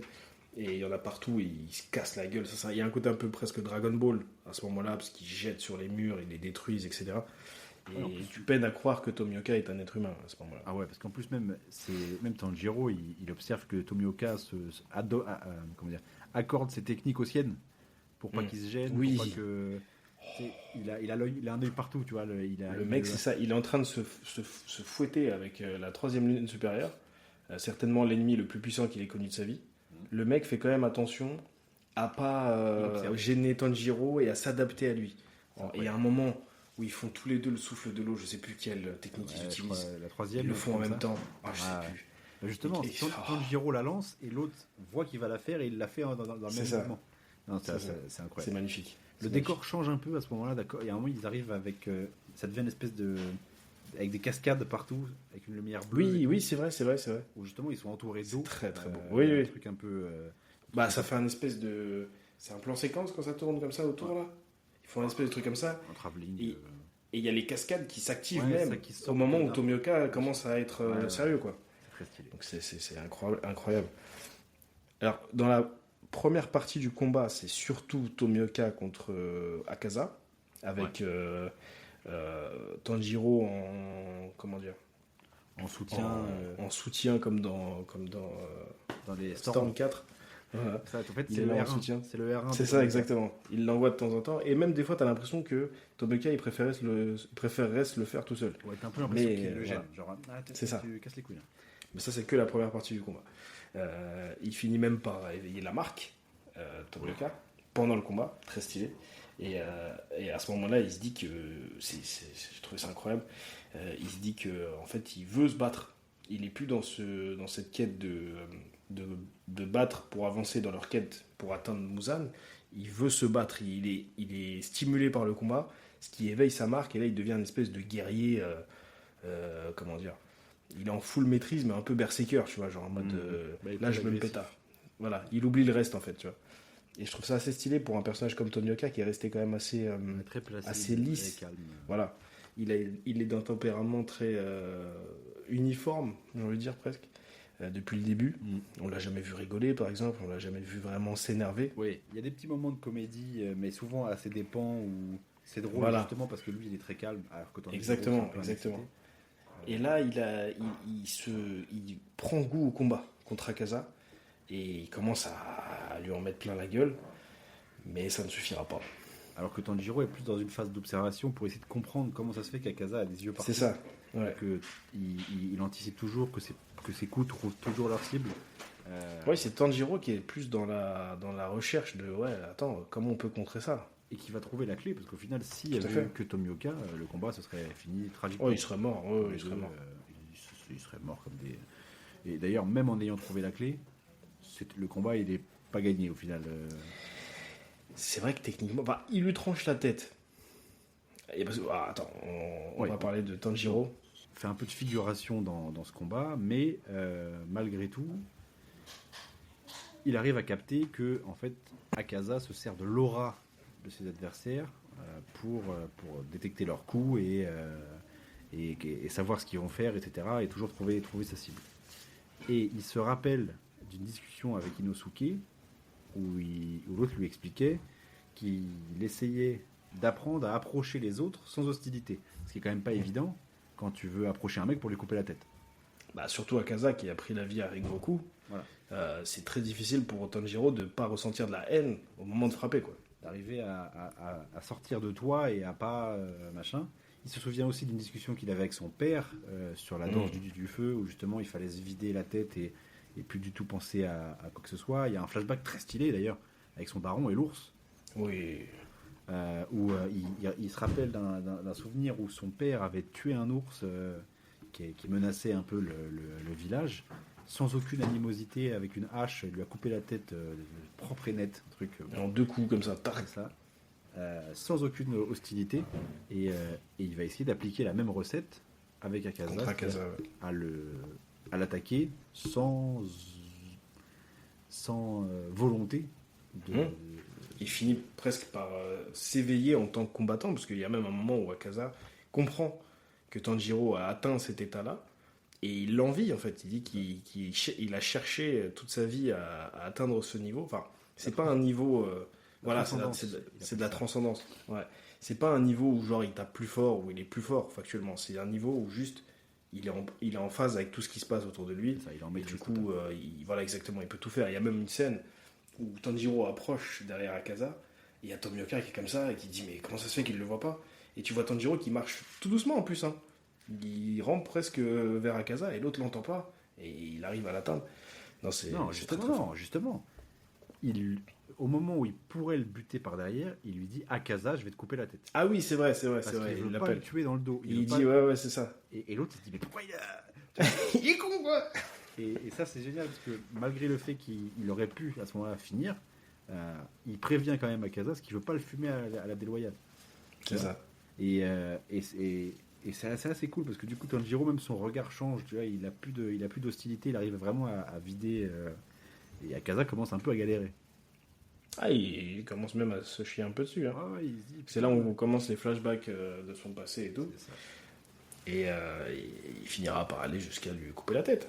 effectivement. Mais alors est-ce qu'on parle des flashbacks d'Akaza d'abord, ou est-ce qu'on évoque le coupage de tête?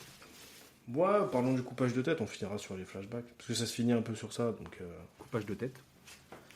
propre et net. On se dit que c'est fini. La tête se désagrège. Donc en général, quand la tête du démon se désagrège, c'est fini. Mais vlati pas que le corps continue de bouger.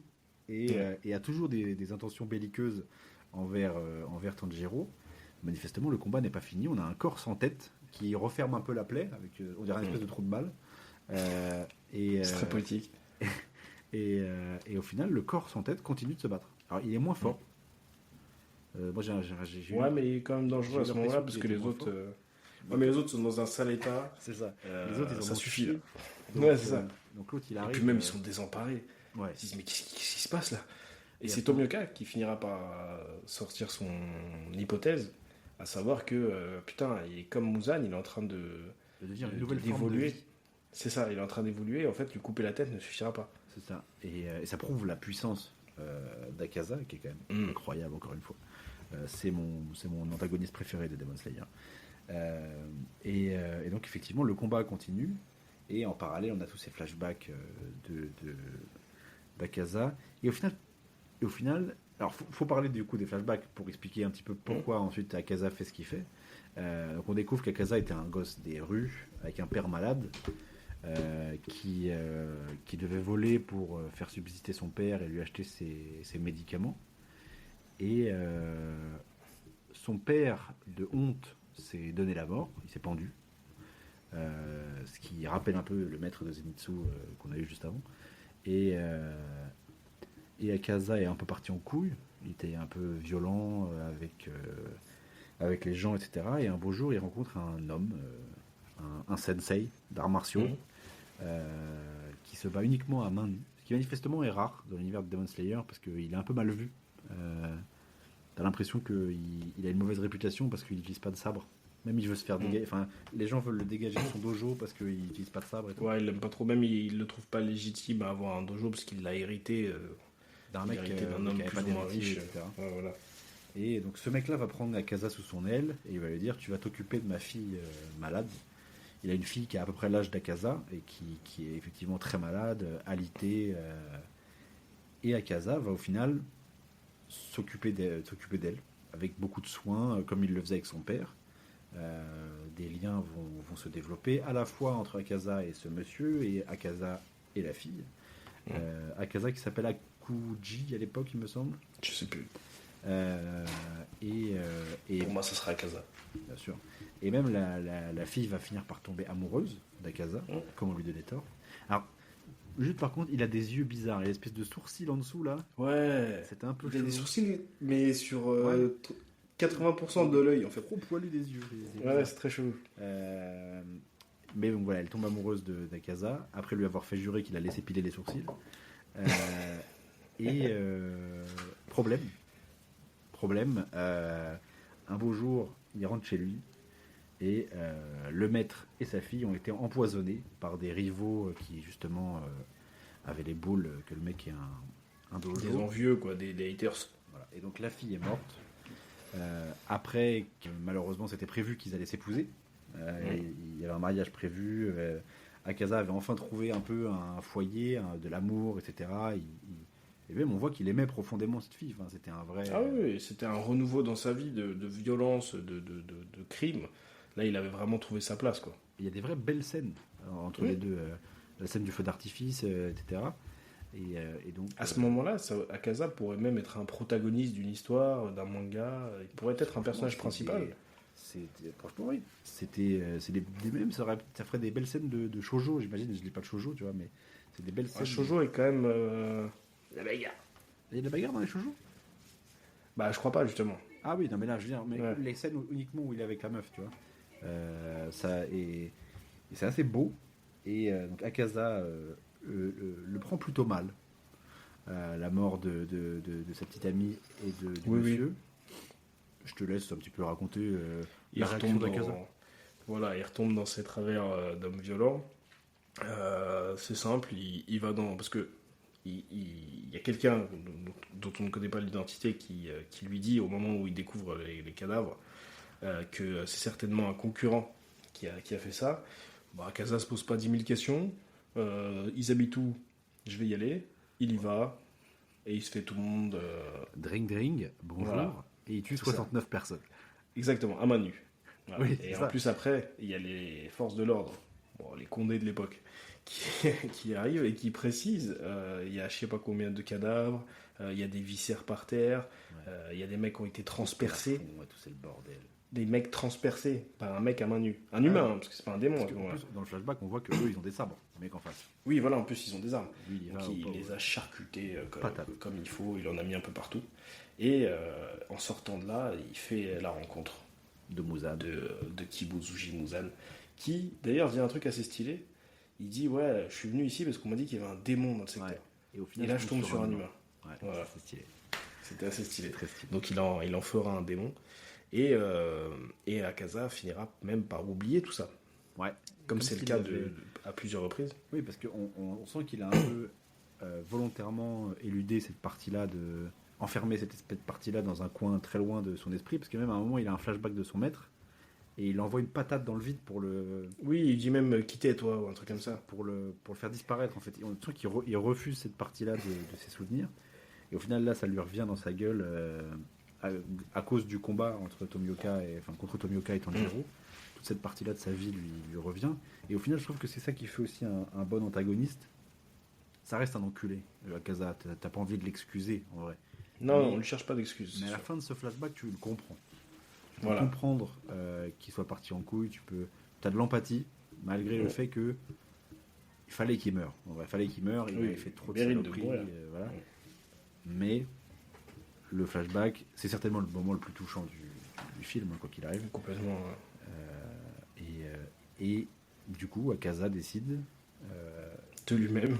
parce que faut quand De même lâcher prise. C'est ça. Il lâche prise et il se laisse mourir. Alors que Mm. les deux étaient Tomioka. Il pète le sabre de Tomioka. Ah oui, ils sont à sa merci là, à ce moment-là. C'est terminé en vrai. Et c'est même sa tête qui commence à repousser, c'est-à-dire qu'il est en train de se Oui. régénérer. Exactement. Donc le mec est en train d'atteindre presque des niveaux mousanesques. Bah, c'est ça, oui, là, il commence à se rapprocher du maître. Et au final, il décide de se laisser partir et d'arrêter de se battre après avoir eu un ultime flashback de sa dulcinée. Et c'est magnifique. C'est magnifique. Franchement, il n'y a pas à dire, c'est magnifique. Il s'en va comme ça. Tout ça, là on le fait un peu vite, mais tout ça, il y a de la musique tout le temps. Oui. T'es Vous bercé l'avez. par... Si Voilà. vous écoutez, c'est que vous l'avez vu. On va pas. C'est ça, là franchement, on atteint un niveau d'intensité et d'émotion qui est incroyable. Entrecoupé de scènes de baston, encore une fois. Ouais. C'est là où Demon Slayer arrive vraiment à... C'est ça qui est fort, c'est que la bagarre bien jauger. continue en même temps. La bagarre continue pendant qu'il y a tout ça. Donc t'es pas trop... Ça dure un poil trop long. Oui. Trop longtemps. Objectivement, oui. Comme beaucoup de choses dans le film, on va y venir juste après. Mais ça finit en apothéose. Il y a même un moment où tu as la lune supérieure avec les 6 yeux qui, quand Akaza est en train de clamser, il dit un truc comme quoi tu étais censé être... non, où tu voulais m'égaler, je sais pas quoi, et tu vas mourir maintenant, je sais pas quoi. Et tu sens que, oui, en fait, il le voyait comme un concurrent potentiel. C'est ça. Donc Akaza, en tant que démon, avait un potentiel de grand, tu vois. Et il Même- décide quand même, dans une espèce de forme de rédemption, de lâcher prise C'est ça. et de partir retrouver ses Sortir proches. en paix avec les siens. Et même, C'est il ça. y a un moment où la lune supérieure, dans la même scène, elle dit un truc du genre t'avais accès à un stade supérieur, enfin un truc dans ce genre-là, et au final, Oui, vraiment, il avait le potentiel de... au final tu meurs en humain, enfin il lui dit un truc un peu comme ça. Mm. Et je trouve que c'est cool de se dire que Akaza meurt en humain. Je trouve ça cool. Effectivement. C'était le. Et au final, le vrai climax du film, c'est presque, enfin, la vraie fin, presque, c'est la résolution du personnage d'Akaza, en fait. Complètement. Puisqu'après, tu as un petit épilogue vite fait pour te montrer que Muzan est toujours là et que vous me trouverez pas les pourfendeurs, parce qu'il est C'est ça. ridicule, encore une fois. Je me désolidarise. Mais voilà, au complètement final, de ça. le vrai pic et la vraie fin du film, au final, c'est la résolution d'Akaza. Et je trouve que ça lui donne une dimension absolument dantesque. C'est vrai. Des petits points noirs, parce qu'on commence à tarder, là. Effectivement, petit point noir. La musique. La musique, il y a du Je très m'attendais bien. pas à celle-là. Il y a du très bien. Et alors, des fois. Alors, dans tout le combat contre Akaza et entre Akaza et les deux autres, la musique est particulièrement cool. Mais alors, il y a des moments où il t'envoie de la Ah techno, oui. de tuning là. Ouais, non, mais c'est quelques notes. C'est pas... Oui, mais ça dure 4 secondes maximum à chaque fois. Ouais, alors, autant les gros effets un peu genre brrr, c'est un peu stylé. Il y a des moments où il t'envoie un peu du rock metal, là, c'était stylé. Mais il y a des moments, je te jure, t'as l'impression d'être au salon de l'auto. Tu vois Alors bienvenue Ah non, sur c'est le vrai, stand c'est vrai. de Mercedes, attention. Tu vois Je trouve Non, que c'est pas faux. des fois tu te dis, mais en fait le DJ il était en roue libre. Tu vois ça devait être le copain d'un mec à la production. Et vous dites, vas-y, bidouille tes trucs, Marcel. Des fois, j'avoue que ça m'a sorti un peu du film, tu vois. Ah, moi, ça m'a pas sorti. Je l'ai remarqué, effectivement. Je suis assez d'accord à ce niveau-là. Mais ça dure vraiment jamais plus de 3-4 secondes. Sinon, la musique en elle-même, les thèmes du film restent très Demon Slayeresque, tu vois. Oui, Et c'est très beau. Il y a toujours les petites musiques. Le thème classique, il est là, il le ressort à un moment. Mais effectivement, des fois, ça m'a un peu heurté. Je me dis, mais attends, qu'est-ce qu'il fait là? Et, comme tu l'as dit, il y a quelques longueurs quand même. Complètement. Moi, voilà, c'est mon point noir. Vraiment. on en a déjà parlé, le film est effectivement un peu long. Il y a un moment où je te jure, j'ai cru qu'on était sur la fin. J'ai regardé ma montre, ça faisait qu'une heure et demie. Il restait 1 heure. Je me suis dit, putain, Ouais, non, franchement, t'arrives pas à te situer en fait, t'arrives pas à savoir où t'en es dans le film. C'est pas un problème de rythme, parce que je trouve que le film est plutôt bien rythmé en vrai. Quand tu le déconstruis comme on vient de le faire, je trouve que c'est plutôt bien fait, mais c'est longuet. Après, est-ce que ça vient du fait que moi personnellement, je sais que je supporte de moins en moins les longs trucs au cinéma. À la fin, j'ai le dos en compote, ça me ouais, casse j'ai un mal peu au les couilles. cul. Ouais, voilà, tu vois, ça me fait un peu chier. Mais en tout cas, là, je l'ai senti vraiment long. Mais paradoxalement, je me dis que s'il n'avait pas eu cette longueur, est-ce qu'on aurait pu parler de tant de choses et aussi bien? Donc, c'est long, certes, mais je trouve quand même que ça sert le propos. Et d'ailleurs, je n'avais pas dit ça. Je voulais te dire, moi, toi, par contre, je te l'avais dit avant qu'on regarde le film, je ne savais pas jusqu'où ça allait aller. Je pensais pas que ça irait jusqu'à la mort d'Akaza, complètement, jusqu'à la résolution du personnage d'Akaza. Et j'étais plutôt satisfait de voir ça parce que je me suis dit que c'est cool parce que du coup, ils vont avoir le temps de bien faire aussi pour les films 2 et 3, tu vois. C'est quand même un putain de bon film, enfin, c'est quand même un bon putain de premier film, tu vois. Pour un truc qui va vraiment clôturer la série. C'est une sacrée intro. Ouais. C'est une sacrée intro et quand tu sais, dans les grandes lignes, ce qui reste à voir encore, tu dis putain c'est bien quand même. C'est bien d'avoir eu ce premier film. Parce qu'il y a moyen, après là c'est vraiment moi qui spécule, hein, mais il y a moyen qu'après la sortie du 3e film, on voit celui-là comme vraiment le moins bon. Tu vois. Là il nous paraît vraiment génial, mais il y a moyen que les 2 prochains soient vraiment d'une autre ampleur. Tu vois. C'est ce que je me suis dit en sortant du film, dans ma petite Fiat Punto diesel, en rentrant chez moi. Je me suis dit, putain, mais en fait, parce que là, mine de rien, il y a eu beaucoup d'actions, c'était quand même très épique. Et je me dis, logiquement, une trilogie, ça suit plutôt une pente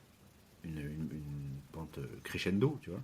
Donc ça veut dire que c'est potentiellement le moins épique des 3. Ah, ça c'est sûr. Et je me dis, putain, Niveau épicness. putain, merde, le 3e, ça va être apocalyptique. Mais, Ah oui, c'est la résolution de la série. Et moi, pour moi, la volonté de faire ça dans une trilogie de films, c'est non seulement de montrer l'ambition qu'a le projet de Demon Slayer, mais aussi de se donner tous les moyens de faire du grandiose. Et là, le grandiose, on l'a vu, tu vois. En termes de graphique, déjà, je sais pas si j'ai vu quelque chose d'aussi beau que ça, honnêtement, d'aussi bien réalisé. Même moi qui suis un haters de ouf de la CGI, là, je trouve qu'elle était très bien utilisée et surtout, elle n'est jamais utilisée sur les personnages. Elle est toujours utilisée sur les décors ou sur les éléments externes. Alors, sur les personnages, c'est beaucoup moins le cas, tu vois. En vrai, elle est utilisée sur les personnages. C'est juste que derrière, après, ils vont habiller la 3D par de la 2D.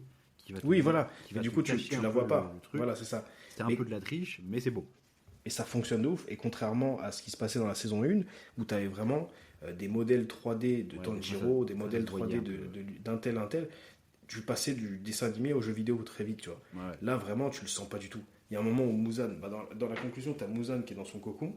Tout le cocon est en CGI 3D. Ouais, ça c'était moche. Et, je sais pas si c'est moche, mais en tout cas. 3D avec le visage 2D au milieu, ça faisait moche. Moi j'ai trouvé ça moche. Ah, moi j'ai trouvé ça bien. J'ai trouvé ça bien parce que justement, ça montre une volonté de garder ce petit truc, mais en utilisant quand même la CGI à des fins utilitaires. Mais effectivement, le film est magnifique. Visuellement, la CGI est au service du truc, parce qu'effectivement, la profondeur de champ qu'ils utilisent pour afficher toute la forteresse infinie, c'est effectivement, si tu avais dû le faire en 2D, ça aurait été Là, effectivement, c'est beau, parce qu'en plus, c'est un peu réaliste, tu vois, ça donne un truc un peu photoréaliste. Le film est quand même assez magnifique et ça donne énormément envie de voir la suite. En plus, complètement. Ça suit la structure de l'arc du sanctuaire, ça on n'en a pas parlé. On va en parler vite fait. L'arc du sanctuaire, c'est un arc dans Saint Seiya qui a un schéma très spécifique, qui a beaucoup été repris dans tous les mangas que vous aimez et connaissez. Et c'est un petit arc du sanctuaire. En tout cas, pour ce premier film, ça suit une petite structure. Dans la structure, ouais, c'est complètement un arc du sanctuaire. Et ça me fait plaisir. Bah, alors, du coup, on peut dire qu'on a plutôt bien aimé. Oui, je crois qu'on peut s'accorder là-dessus. C'était absolument génial. Ouais, c'était cool. Même moi qui suis pas un énorme fan de Demon Slayer, je suis très... Au fur et à mesure où j'avançais dans la série et que j'étais en train de la terminer, la hype montait de savoir que j'allais voir le film et tout. Je pensais pas Je pensais que j'allais juste aller le voir pour pouvoir en parler, tu vois, dans l'émission, etc. Au final, j'ai vraiment pris du plaisir, tout seul dans ma salle de cinéma. J'ai pris du plaisir tout seul, ce qui m'arrivait beaucoup à l'époque. Ce qui peut arriver, ouais, ce qui peut arriver de temps en temps. Et donc c'était vraiment... je suis très pressé de voir la suite. Je me spoilerai pas de ce qui arrive. Je lirai pas les scans, parce qu'en plus tu m'as dit que c'était moche, le manga. Ah oui, c'est dégueulasse. Donc je vais On l'a vraiment pas précisé, attendre, ça. je vais vraiment attendre le film avec une certaine impatience. Ouais, bah écoute, pareil, hein, j'ai beaucoup aimé. J'avoue que de savoir ce qui va se passer et de savoir plus ou moins comment les choses allaient se goupiller dans le film, ça m'a fait un peu, comment dire, ça m'a fait un peu bizarre à la fin du film où je me suis dit putain, je vais devoir attendre je sais pas combien de temps parce que le deuxième film n'est pas annoncé. Enfin, du moins, on sait qu'il va arriver, mais la date n'est pas annoncée. J'avoue que ça m'a fait un peu. Je suis pas resté sur ma faim parce que, comme je disais tout à l'heure, je pensais pas que ça irait si loin. Donc, j'étais plutôt content de voir autant de contenu dans ce film qui est très long. Mais là, je suis un peu dans le truc de putain, ça fait chier parce que je sais ce qui va arriver, mais je sais que je vais attendre une pige, potentiellement 2 piges avant de pouvoir le voir, tu vois. Mais si je regarde objectivement le film. Et franchement, c'est une réussite à tous les niveaux. Vraiment, c'est une réussite à tous les niveaux. Et là où je comprenais pas trop l'intérêt à l'époque de vouloir faire ça dans une trilogie de films, de vouloir terminer Demon Slayer dans une trilogie de films, là, je vois vraiment l'idée. L'idée au niveau des moyens. C'est un événement en plus, ça marque un événement. Je trouve que c'est assez cool. Il a pété tous les chiffres au Japon. C'est vraiment oui, il est en train de tout baiser le film. C'est énorme. Ça marque un événement et je pense que dans plusieurs années, quand on se rappellera de Demon Slayer, on pourra aussi s'en rappeler comme d'un grand divertissement au cinéma, comme on peut se rappeler d'un grand film Star Wars ou de quand on allait voir les Harry Potter ou ce genre de trucs. On se souviendra comme des grands événements. Et en vrai, la hype que je ressens là tout de suite à suivre le reste de la trilogie, elle ressemble un peu à ce que je ressens avec Star Wars. À moindre mesure, évidemment, parce que Star Wars, c'est Star Wars. Mais là, il y a vraiment un truc. Non, il se passe vraiment un truc. Tu vois. J'entends complètement et c'est vrai que je suis très pressé. Je suis très pressé vraiment de savoir ce que ça va se passer. Je vais essayer d'éviter tout. J'ai désinstallé Twitter. Je vais essayer d'éviter tout spoil. Oh, ça va, tu devrais t'en sortir. Et j'espère que je ne retomberai pas sur cette énorme connasse c'est super drôle. Le deuxième film. Je ne sais pas si je la reconnaîtrai, mais là, il y aura Mollard dans le visage. Dans l'œil gauche. Est-ce que c'est bon pour toi ? Bah écoute, je pense qu'on est assez complet. Je vais enfin pouvoir regarder autre chose que Demon Slayer. Je vais enfin pouvoir regarder Gundam tranquillement dans mon coin. Mes trucs de gros geeks puants. Merci à tous de nous avoir, merci à vous d'avoir suivi ça. De nous avoir suivis. On le rappelle, on est sur TikTok, sur Instagram, sur YouTube, sur Spotify. L'année prochaine, on étendra peut-être ce champ d'activité. Peut-être qu'on ira sur Deezer, forte chance. Apple Podcast. On ne sera jamais sur Twitter. Ne nous cherchez pas. On déteste ce réseau trop toxique. Ni Facebook pour des raisons autres. Pour des raisons de moyenne d'âge et de darons complotistes de droite. C'est ça. C'est bon pour toi ? C'est parfait. Bah, écoute, merci à tous. À bientôt et surtout... Pas de sucre dans le café. C'est ouf que ça sorte un truc comme ça. Ah, ça te la coupe. On dirait la série Berserk qui va fermer sa gueule. Je veux dire, ça c'est pour les enfants, ça, hein? Il moulait bien le petit cul de Ryan Reynolds.